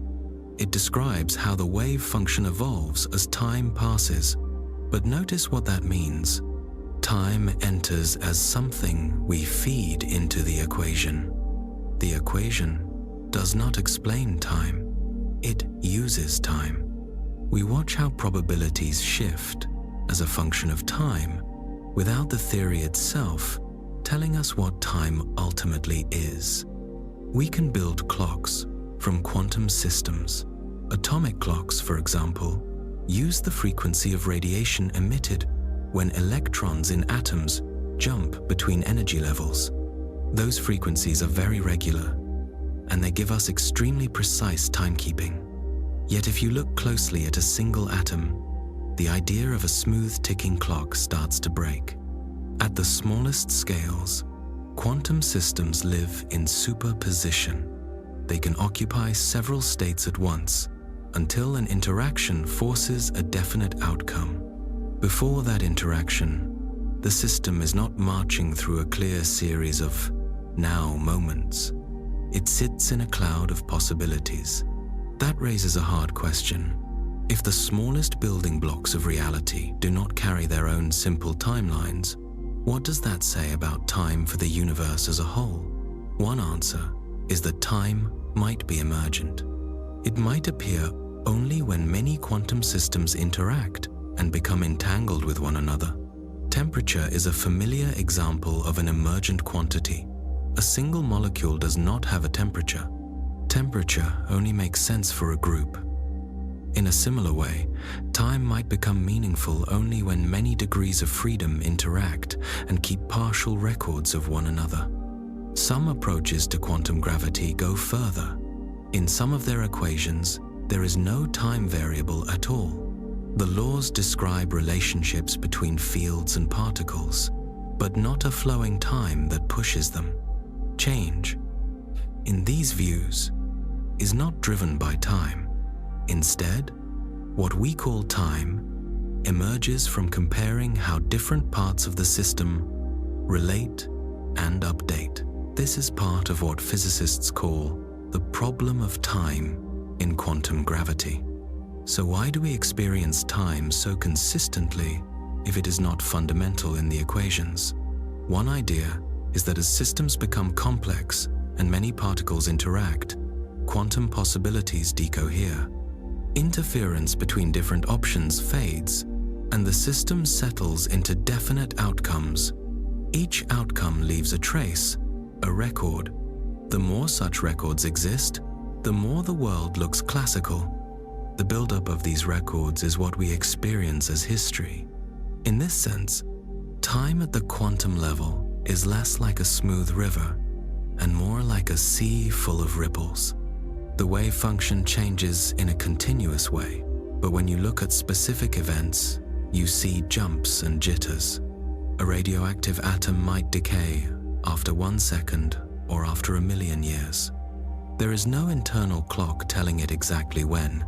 There is only a probability per unit time. Over many atoms, the statistics are clear. For any single atom, the moment is unpredictable. Quantum tunneling gives another example. A particle approaches a barrier it does not have enough energy to cross classically. In quantum mechanics, there is still a chance it appears on the other side. You cannot say exactly when the crossing will occur, only how likely it is over a given interval. Even processes inside living cells seem to use quantum effects like tunneling and coherence. The quantum jitter is not just in distant experiments. It is woven into ordinary matter. Even empty space is not truly empty in these theories. In quantum field theory, the vacuum is filled with fluctuating fields. Virtual particles appear and disappear. Energy levels wiggle around a baseline. If time has any meaning there, it is tied to those fluctuations and changes, to the ways probabilities adjust and fields oscillate. The basic ticks of the universe may not be the swing of a pendulum, but the restless jitter of the quantum vacuum and the steady evolution of wave functions. We do not see those ticks directly. We see their larger echoes, a detector click, a chemical reaction, a neuron firing. So when we ask what time looks like in the quantum world, we are not looking for a tiny version of a wall clock.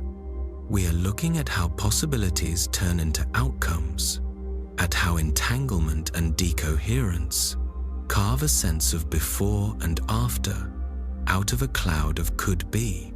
At those scales, time is not a single uniform stream.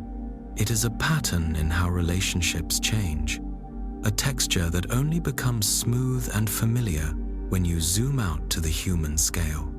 Those tiny quantum jitters, those little bubbles of probability shifting and collapsing, are what give rise to everything we see.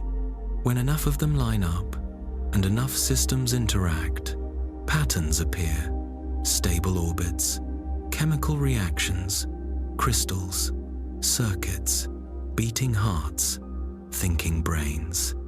From those patterns we build clocks, and from clocks we build the smooth flow of time we're used to. Underneath, it isn't smooth at all. At the deepest level, time is grainy and statistical, more like a record of many small comparisons than a single perfect line. Even with all that uncertainty and randomness, the flickers add up. They accumulate into structure. They power change. They mark the smallest ticks the universe has. You could say that this is where time really begins, not in space by itself or in the gears of a watch, but at the moment a quantum state becomes definite, when a spread of possibilities turns into one outcome. Potential becomes history, not with a shout, but with a quiet decision, a flicker. You don't have to be awake for time to carry you forward. You can lie down, close your eyes, and fall asleep, and time still passes for you. Not only as numbers on a clock on the wall, but as patterns inside your own nervous system. Your sense of time changes, but it does not disappear.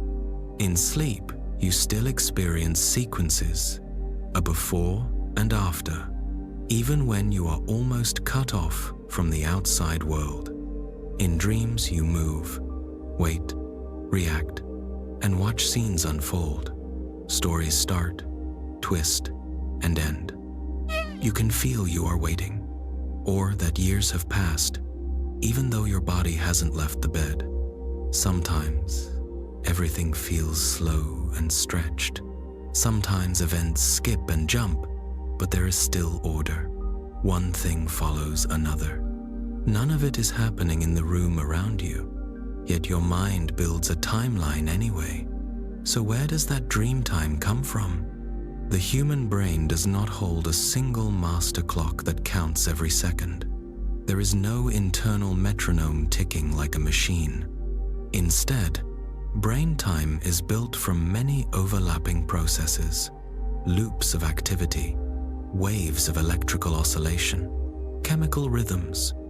You track time by comparing one signal with another and noticing how they change together. Even in sleep, some of these loops keep running.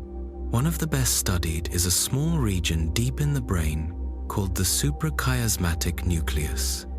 It contains about 20,000 neurons that help set your circadian rhythm, the roughly 24-hour cycle that regulates sleep, temperature, and hormone release. It does not know clock time in any global sense. It keeps its own rhythm, adjusting when light from your eyes tells it the day has begun or ended. It is not precise to the second, but it is stable enough to anchor your sense of day and night. Other systems handle shorter and longer spans. The cerebellum helps with tiny fractions of a second that matter for coordination. The basal ganglia, involved in movement and reward, help measure seconds to minutes. Parts of the frontal cortex support longer intervals, attention, and planning, helping you guess how long something will take, or how long you've been waiting. Each of these systems has its own rhythm and its own preferred range. Because they interact, your overall sense of time is flexible and context-dependent. That's why time feels different, depending on what you're doing. When you're bored, you notice every small change. Minutes stretch. When you're absorbed, you barely notice any. Hours seem to vanish. In a sudden shock or accident, you may recall a few seconds as if they were slow motion, even though the outside clock never changed speed. Brain time is not fixed. It is built in the moment. Dreams show this clearly. When you dream, your senses take in very little from outside. Your body is mostly still, but your brain is not. In rapid eye movement sleep, or REM sleep, when most vivid dreams occur, activity in the visual cortex and emotional centers rises. Motor regions plan movements that your sleeping body does not make because of sleep paralysis. At the same time, activity drops in part of the frontal cortex that supports logical control and critical checking. That is why dreams can feel real, even when they are impossible. The part of your mind that usually tests for consistency is partly offline. In this altered pattern, time inside the dream keeps going. Sometimes it is badly distorted. Sometimes it tracks outside time surprisingly well. Researchers have tested this with lucid dreamers, people who realize they are dreaming while still inside the dream. They can be trained to move their eyes in a simple pattern as a signal. Because eye muscles are not fully paralyzed during REM sleep, those movements can be seen from outside. In some experiments, lucid dreamers were told to count a fixed interval in the dream and then signal. On average, the timing was only a bit slower than an awake person doing the same task. So in at least some states, dream time lines up with clock time. In others, it bends and jumps. But in both cases, the feeling of duration is there. Your brain is not reading seconds from a hidden dial. It is building a sense of time from events. It stitches changes into a sequence and hangs memory on that sequence. How long something feels depends on how many changes your brain records.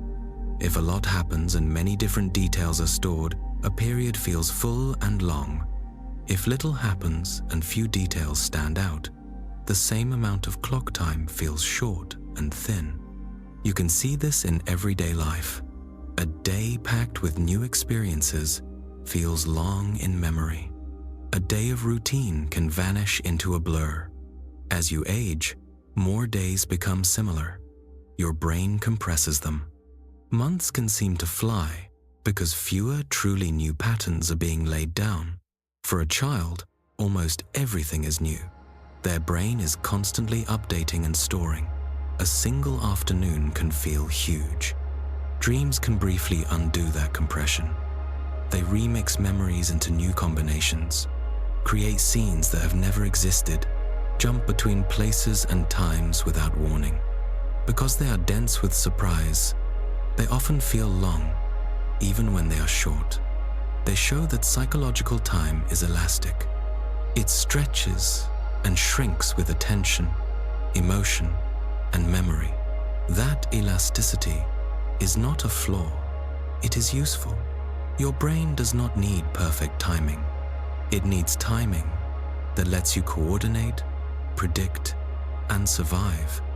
All of this points toward a simple idea. Time, as you feel it, is an active construction, not a passive reading. Your mind uses events to build a line of then and now, and it keeps updating that line whether you are awake or asleep. Without some kind of internal time, you could not link causes to effects, could not learn from experience, could not tell a story about your own life.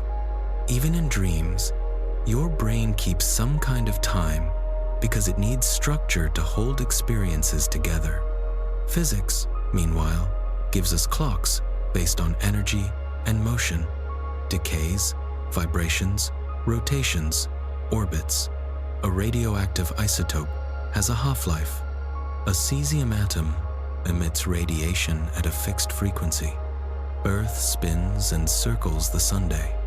Your body lives inside that physical time, but you also live inside your own subjective time, defined by breath, heartbeat, thought, and expectation.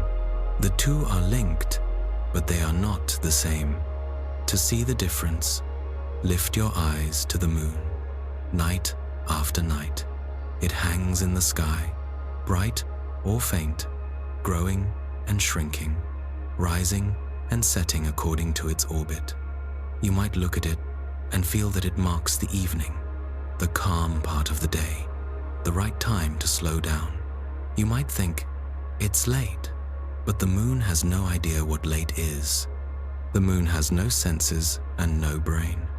It is a rock in space, turning on its axis and circling Earth. Half of it is always in sunlight, half in shadow. The phases we see are just geometry, the angle between the sun, Earth, and moon. It does not know when it is full.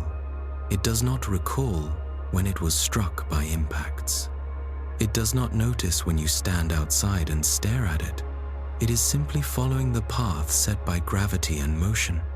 Yet for most of human history, the moon has been a clock and a calendar. Its cycle of phases marked out months. Its rising and setting help set times for travel, farming, and ritual.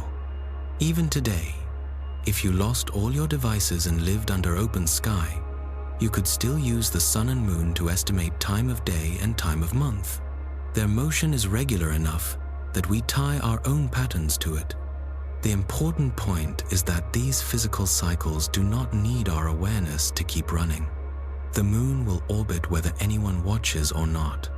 Time measured by its orbit passes even in an empty universe. But what that passing means changes when a mind is there. We call one part of the cycle night and another day. We connect night with sleep, quiet, dreams, danger, or peace. The physical light level changes, but so does our inner frame. That leads to a sharper question. What does time mean in a universe with no observers? Does it exist purely as an order of events, or only as something that becomes meaningful when it is measured, recorded, or remembered? Most physicists treat time as part of the basic structure of reality. Events can be placed in sequence. Intervals can be compared. No mind is needed for an atom to decay or a star to burn. Quantum mechanics makes things less straightforward. In some views, a quantum system is described by several possible outcomes at once until it interacts with something else. That interaction, often called a measurement, gives you one definite result. The process does not require consciousness, but it shows that what actually happens depends on interactions, not just on abstract possibilities. Records matter. Which outcomes get written into the world matters. Still, the moon does not need anyone to look at it in order to feel Earth's pull. Its orbit is set by mass and distance, not by attention. Without minds, there would be no words like night, only positions and angles. With minds, those same positions become signals. We turn them into calendars and stories. We use them to organize our inner sense of time. This tells us that time is layered. At the bottom layer, it is physical, the order of events, the aging of particles, the drift of galaxies. On the top layer, it is subjective, how long something feels, how you divide your day, how you remember a year. Between those layers lie systems like the moon and the ticking of a clock, steady in different patterns that we adopt as shared references. They help us link our inner time to the outer world. The moon becomes a timekeeper not because it intends to, but because we decided its rhythm was useful. From that choice came calendars, schedules, festivals, and habits. Whole cultures shape their lives around the motion of an object that does not know it is being used. That is the odd balance we live with. Physical time flows whether or not we care. Meaningful time, the kind that shapes a life, appears only when a mind notices and remembers. You always live at the meeting point of those layers. The past is only available to you as memory. The future is only available as expectation or plan. You never step back into yesterday. You never actually stand in tomorrow. Every thought, every action, every sensation happens here, in what you call the present.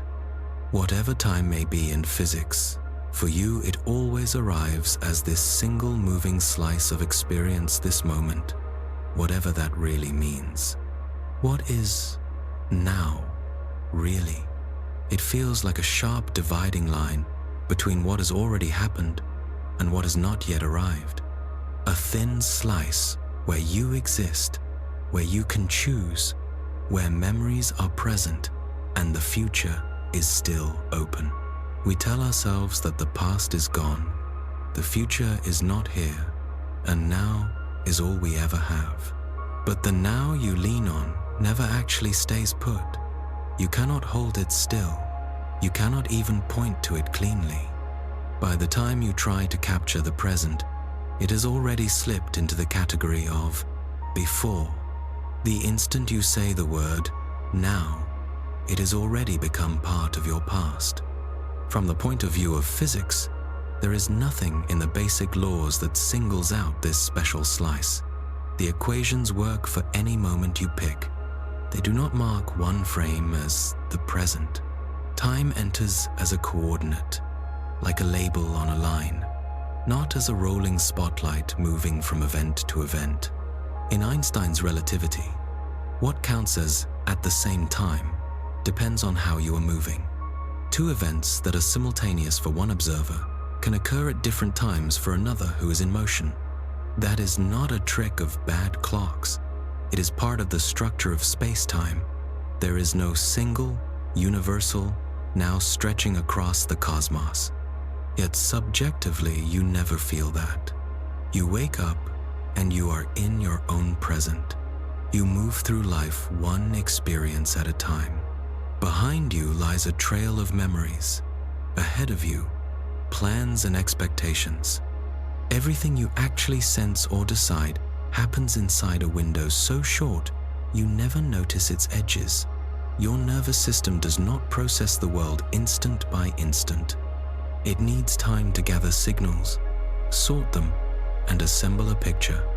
There is a delay, typically a few hundred milliseconds, between the physical event and your conscious awareness of it. By the time you feel, "This is happening now," what you are feeling is already slightly late. That delay does not make your experience false. It shows that your present is constructed. Just as your brain builds color from wavelengths and depth from shadows and parallax, it builds a unified now from separate bits of input that do not arrive together. It stitches them into a single scene that feels continuous and coherent. Most of the time, this works well. You do not notice that you are living a fraction of a second behind the physical world because everything lines up smoothly in your internal model. But the construction can be pushed and warped. You can feel it when time races or drags. A minute waiting for an important message can feel longer than an hour spent absorbed in work. The outside world is not changing pace. Your brain is. Experiments show that your sense of simultaneity is flexible too. When a flash of light and a sound arrive a little out of sync, your brain often shifts one in your perception so they seem to occur together. It edits the timeline by a few dozen milliseconds so that your experience feels tidy. What you call now is not a dot with zero thickness. It behaves more like a short moving span, a rolling present. Some psychologists call this the specious present, the brief interval your brain treats as a single moment of experience. Estimates vary, but it is usually less than a second. Within that span, sounds, sights, and touches are merged into one whole. That is the timescale on which you react, speak, and decide. Outside that span, events have already become things you remember or things you anticipate. The size of this window is not fixed. Under threat, your nervous system tightens its focus. More resources go toward rapid response. Time feels compressed. Each instant seems sharper and shorter. When you are relaxed, the window widens. The moment feels softer, more spacious. You do not choose this tuning on purpose. It is part of how your body and brain manage risk and energy. Because of that tuning, now can feel roomy in one situation and razor thin in another, even though the physical time is the same. The fact that your present is smeared across a small span leads to some surprising effects. To make sense of conflicting signals, your brain sometimes reorders events after the fact. A touch and a warmth might actually reach your nerves at different times, but your brain shifts one so they line up. You never see the edits. You only experience the finished version. The present, as you live it, is therefore not a raw feed of reality, but a carefully assembled story that arrives just after the events it describes. Still, the feeling of a solid now is crucial. It gives you a reference point for action. Without a present, you could not tell which sensations are current and which belong to memory. You would struggle to connect cause and effect. Physics does not need a now to predict how particles move, but a living system does. Any conscious process needs a zone where incoming data meets stored information and future predictions. That zone is what your brain calls the present. Some theories try to reconcile this with the physics picture by imagining a block universe, a four-dimensional space-time in which all events, past, present, and future, exist together. In that view, the universe is like a completed film reel. The laws of motion simply describe how frames relate to each other. Your sense of movement from frame to frame, your feeling of now, is the experience of a system moving along one path in that fixed structure. Other thinkers argue that this description misses something about how information is processed and updated by real systems. Either way, your personal present is not written into the equations. It is a feature of how you, as an observer, operate. You can sense this mismatch in small ways. Crossing many time zones on a long flight, you emerge into daylight, but your body insists it is night. The clocks at your destination show noon. Your internal rhythms are still on yesterday. You change your schedule, but your sleep, hunger, and alertness lag behind. Jet lag is your internal present struggling to line up with the local one. Time zones themselves are a reminder that what time is it has no single global answer, even on one planet. We built a patchwork of offsets tied to the sun's position in the sky, and we treat those offsets as if they were absolute. But step off Earth, and even that loose agreement breaks down. Far from home, the question of time becomes a matter of physics, not just convention. In special and general relativity, time is not the same for everyone. It relies on motion and gravity. A moving clock ticks more slowly relative to one at rest. A clock deeper in a gravitational field ticks more slowly than one higher up. These are not small philosophical points. They are measured facts. The satellites that provide GPS signals are high above Earth's surface and moving quickly. Both their speed and their weaker gravity cause their onboard clocks to drift compared with clocks on the ground. Engineers must build in corrections from relativity so that your phone's location stays accurate. Without those corrections, your map would slide kilometers off course each day. Near stronger gravity, the effect becomes more dramatic. Imagine a clock hovering close to the event horizon of a black hole and another far away in open space. From the distant vantage point, the near clock appears to slow and almost freeze as it approaches the horizon. From the clock's own perspective, nothing strange happens. Locally, every clock always ticks at what it feels is 1 second per second. It is only when you compare different paths through space-time that you see how uneven the ticking can be. This is why two astronauts who take different journeys can age by different amounts. One twin travels at high speed around the solar system, while the other remains on Earth. When they meet again, their clocks and their bodies do not agree on how much time has gone by. The difference is not an error. It reflects the different routes they traced through space-time. Each twin has followed a valid personal timeline. On cosmic scales, light travel time adds another layer. Light, though incredibly fast, still needs time to cross distance. When you look at a nearby star, you see it as it was years ago. When you look at a distant galaxy, you see it as it was millions or billions of years ago. The sky is not a picture of one shared present. It is a mosaic of many different pasts, stitched together by the finite speed of light. Every direction you look is another thread of history, arriving late but still visible. Someone on a planet, in a distant cluster looking back toward us, would see Earth as it was long ago. Each observer sees the other's history rather than their current state. There is no simple way to define what is happening right now, in both places at once, without choosing a particular convention. The farther apart two regions are, the less meaningful it becomes to talk about a single shared now.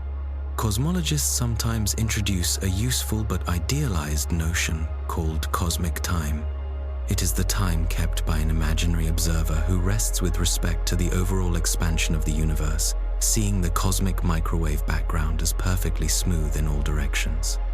That clock lets us talk about eras in the universe's history, when stars first formed, when galaxies assembled, how old the cosmos is, but no real observer occupies that perfect position, and local conditions still bend their own clocks.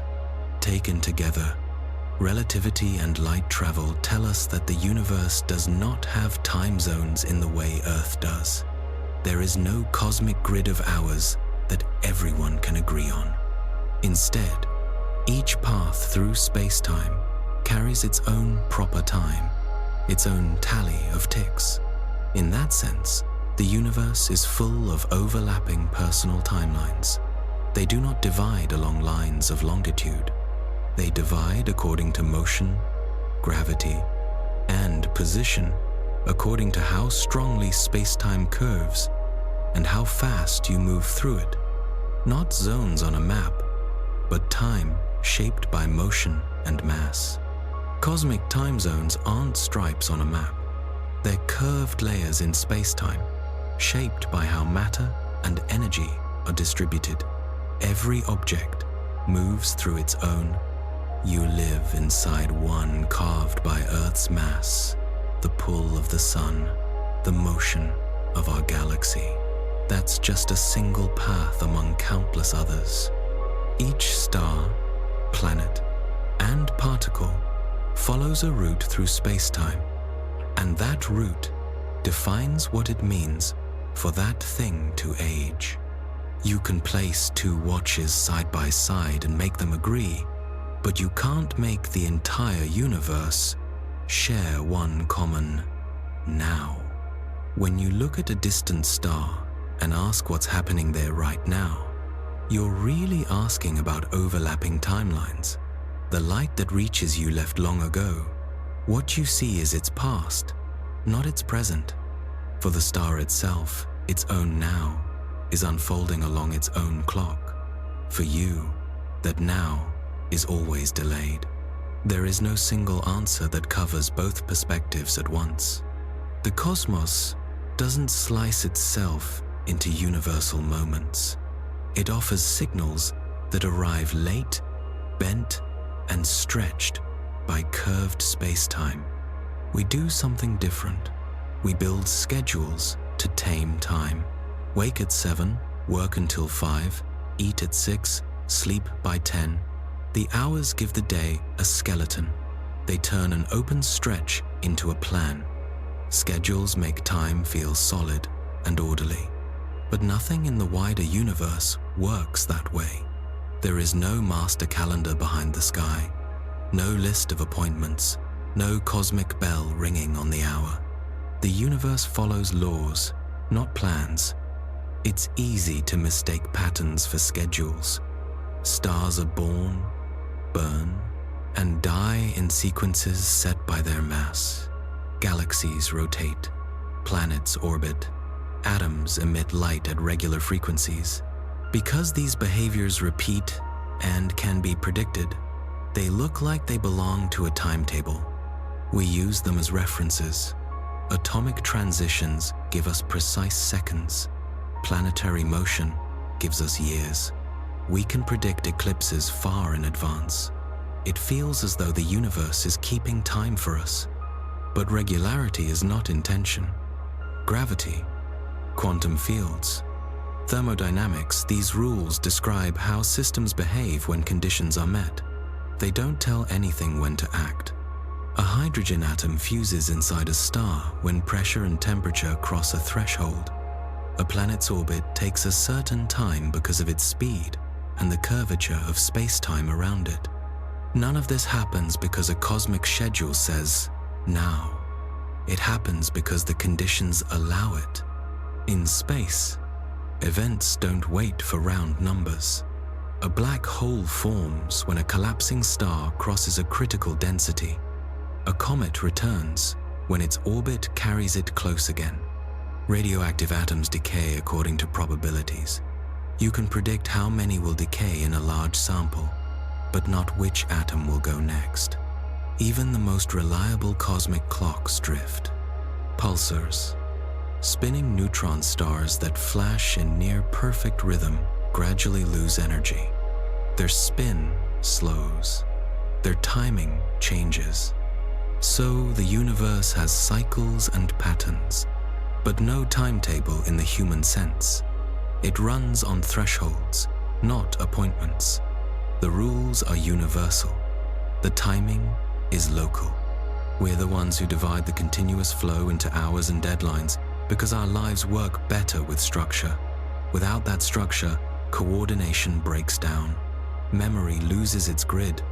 Time becomes an unmarked stream. If you stretch your view beyond human scales, that grid fades. Far ahead, the universe will still evolve according to its laws. Stars will exhaust their fuel. Some will explode. Others will cool and dim. Black holes will swallow, and then, slowly, evaporate. Matter itself may decay. Change will continue, but it will slow. The differences between one era and the next will shrink. That leads to a harder question. Can time itself end? You can imagine a film stopping or a machine shutting off, but time feels different. It seems like the backdrop for all change, something that would remain even if nothing else did. Yet, our best picture of the beginning of the universe suggests that time might not be eternal. As far as current models go, what we call the Big Bang was not just the start of matter and energy expanding, it was also the beginning of space and of time as we measure it. Beyond that starting line, the word before may not make sense. The equations we use break down if we push them past that boundary. We can describe an earliest interval where the universe was incredibly hot and dense. Earlier than that, our language and math fail. Time, as a dimension in our equations, seems to appear at that boundary. If it began there, it's natural to ask whether it can also end. One possible ending is heat death. Entropy rises in a closed system, and on large scales the universe behaves that way. Useful energy spreads out. Temperature differences fade. As that happens, fewer processes remain that can happen spontaneously. Fewer things can change. Eventually, you may reach a state where, for all practical purposes, nothing of interest happens anywhere. No new structures form. No stars shine. No complex patterns emerge. There may still be particles and radiation drifting in an ever-expanding space, but no events that mark one moment from another. You could still draw a time axis on paper and write, "This comes after that," in an equation. But if nothing ever changes, those labels lose their physical meaning. Time without change is like a ruler in a universe with only a single point. It exists as an idea, but it measures nothing. In that sense, time as we know it would have faded not because something shattered it, but because there would be nothing left for it to relate. Other endings have been imagined. Some models once suggested a big crunch, where expansion slows, stops, and reverses. The universe would collapse back in on itself. Distances would shrink, densities would rise. If the collapse continued all the way to a new extreme state, time might have a final boundary in the future, just as it seems to have one in the past. But observations of distant galaxies in the cosmic microwave background suggest the expansion isn't slowing, it's speeding up. That accelerated expansion is often described in terms of dark energy, a form of energy tied to space itself. If dark energy stays roughly constant, the universe seems headed toward the long, cold dilution of heat death. If it grows stronger, something more violent could happen. In a Big Rip scenario, the expansion of space would eventually overwhelm every other force. Galaxies, solar systems, molecules, even the structure of space-time could be torn apart. In that case, the concept of time built into that space-time would dissolve along with it. There would be no later, for the universe to move into. All of these futures are speculative, far beyond any direct test, but they turn the same question in different ways. Is time something fundamental that simply continues regardless of what happens to matter and energy? Or is it a feature that appears when there are processes, changes, and records, and fades when those vanish? Some approaches to quantum gravity hint that time might not appear in the deepest description of reality at all. The basic equations would describe relationships between states, and time would emerge only as a convenient way to talk about how those relationships shift in certain limits. If that's right, then time is less like a substance and more like bookkeeping for patterns. It appears when the universe has enough structure to support memory, motion, and cause and effect chains. When structure breaks down, or when nothing new happens, time as an emergent feature may lose its relevance. It doesn't stop with a bang. It simply ceases to be needed, like a story that has no more chapters to add. We see hints of this flexibility around extreme objects like black holes. Near an event horizon, time runs so slowly relative to faraway observers that crossing the boundary looks from the outside like a freeze. The falling object's last visible moment hangs at the edge indefinitely. From the object's own perspective, nothing special happens at the horizon. It keeps moving forward in its proper time until it is destroyed. Here again, time isn't one simple thing.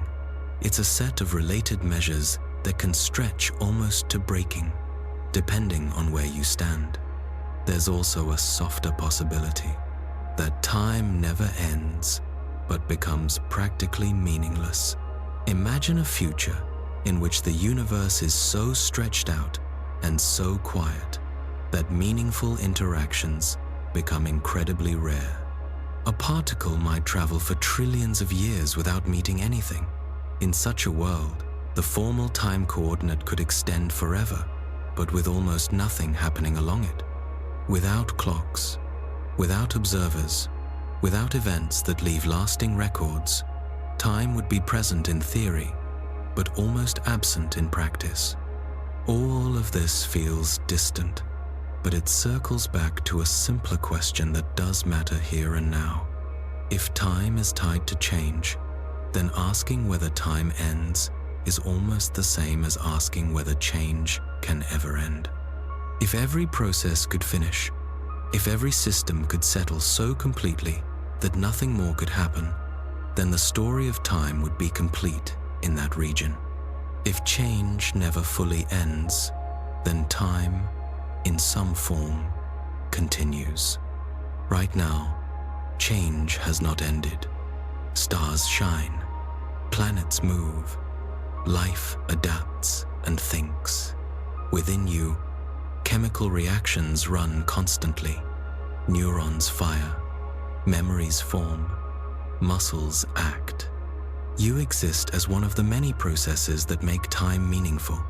You've been in this exploration for a while now, not just following ideas about clocks and cosmology, but living through your own seconds as they pass. Maybe you began with a passing curiosity, or with the hope of something calm to listen to. Maybe you were already wondering why time feels the way it does. However you arrived, you're still here, in your own present, following a quiet path through a subject you can't see and can't step outside, but that shapes every part of your experience. The universe has not noticed this. The equations we use to describe gravity and quantum fields have no term for your sense of duration. They would look the same whether or not anyone ever wondered what time is. Yet for you, the question matters. You carry a history. You imagine futures. You live in a narrow band of awareness. You call now and watch that band slide along your personal timeline. Everything we've touched, relativity, entropy, quantum jitter, cosmic expansion, suggests that time is more flexible and more local than intuition says. None of it changes the basic fact that you experience your life as a sequence. You remember what has happened. You cannot remember what has not. That ordered experience is what gives you a sense of identity. It's how you know that the person listening now is connected to the person who woke up this morning, or the person who will eventually close their eyes. Whatever time turns out to be at the deepest level, fundamental, emergent, or something stranger, it's the framework in which your existence unfolds. You're not outside it, watching it flow by. You're one of the processes that define it. Your breathing, your thoughts, your choices are all small currents inside the larger structure. When you wonder whether the universe knows what time it is, you're also, quietly, asking what it means for you to be here at all, in this particular moment of your own path. Those big questions don't need final answers to matter. The details of distant futures and early singularities can stay uncertain while you lean on a simpler reality. Change is happening now, for you. Whatever the universe may know or not know, whatever schedules it does or doesn't keep, it includes this: a living system aware of a passing moment, shaped by a past it can recall, and moving into a future it can only imagine, existing in its own small stretch of time.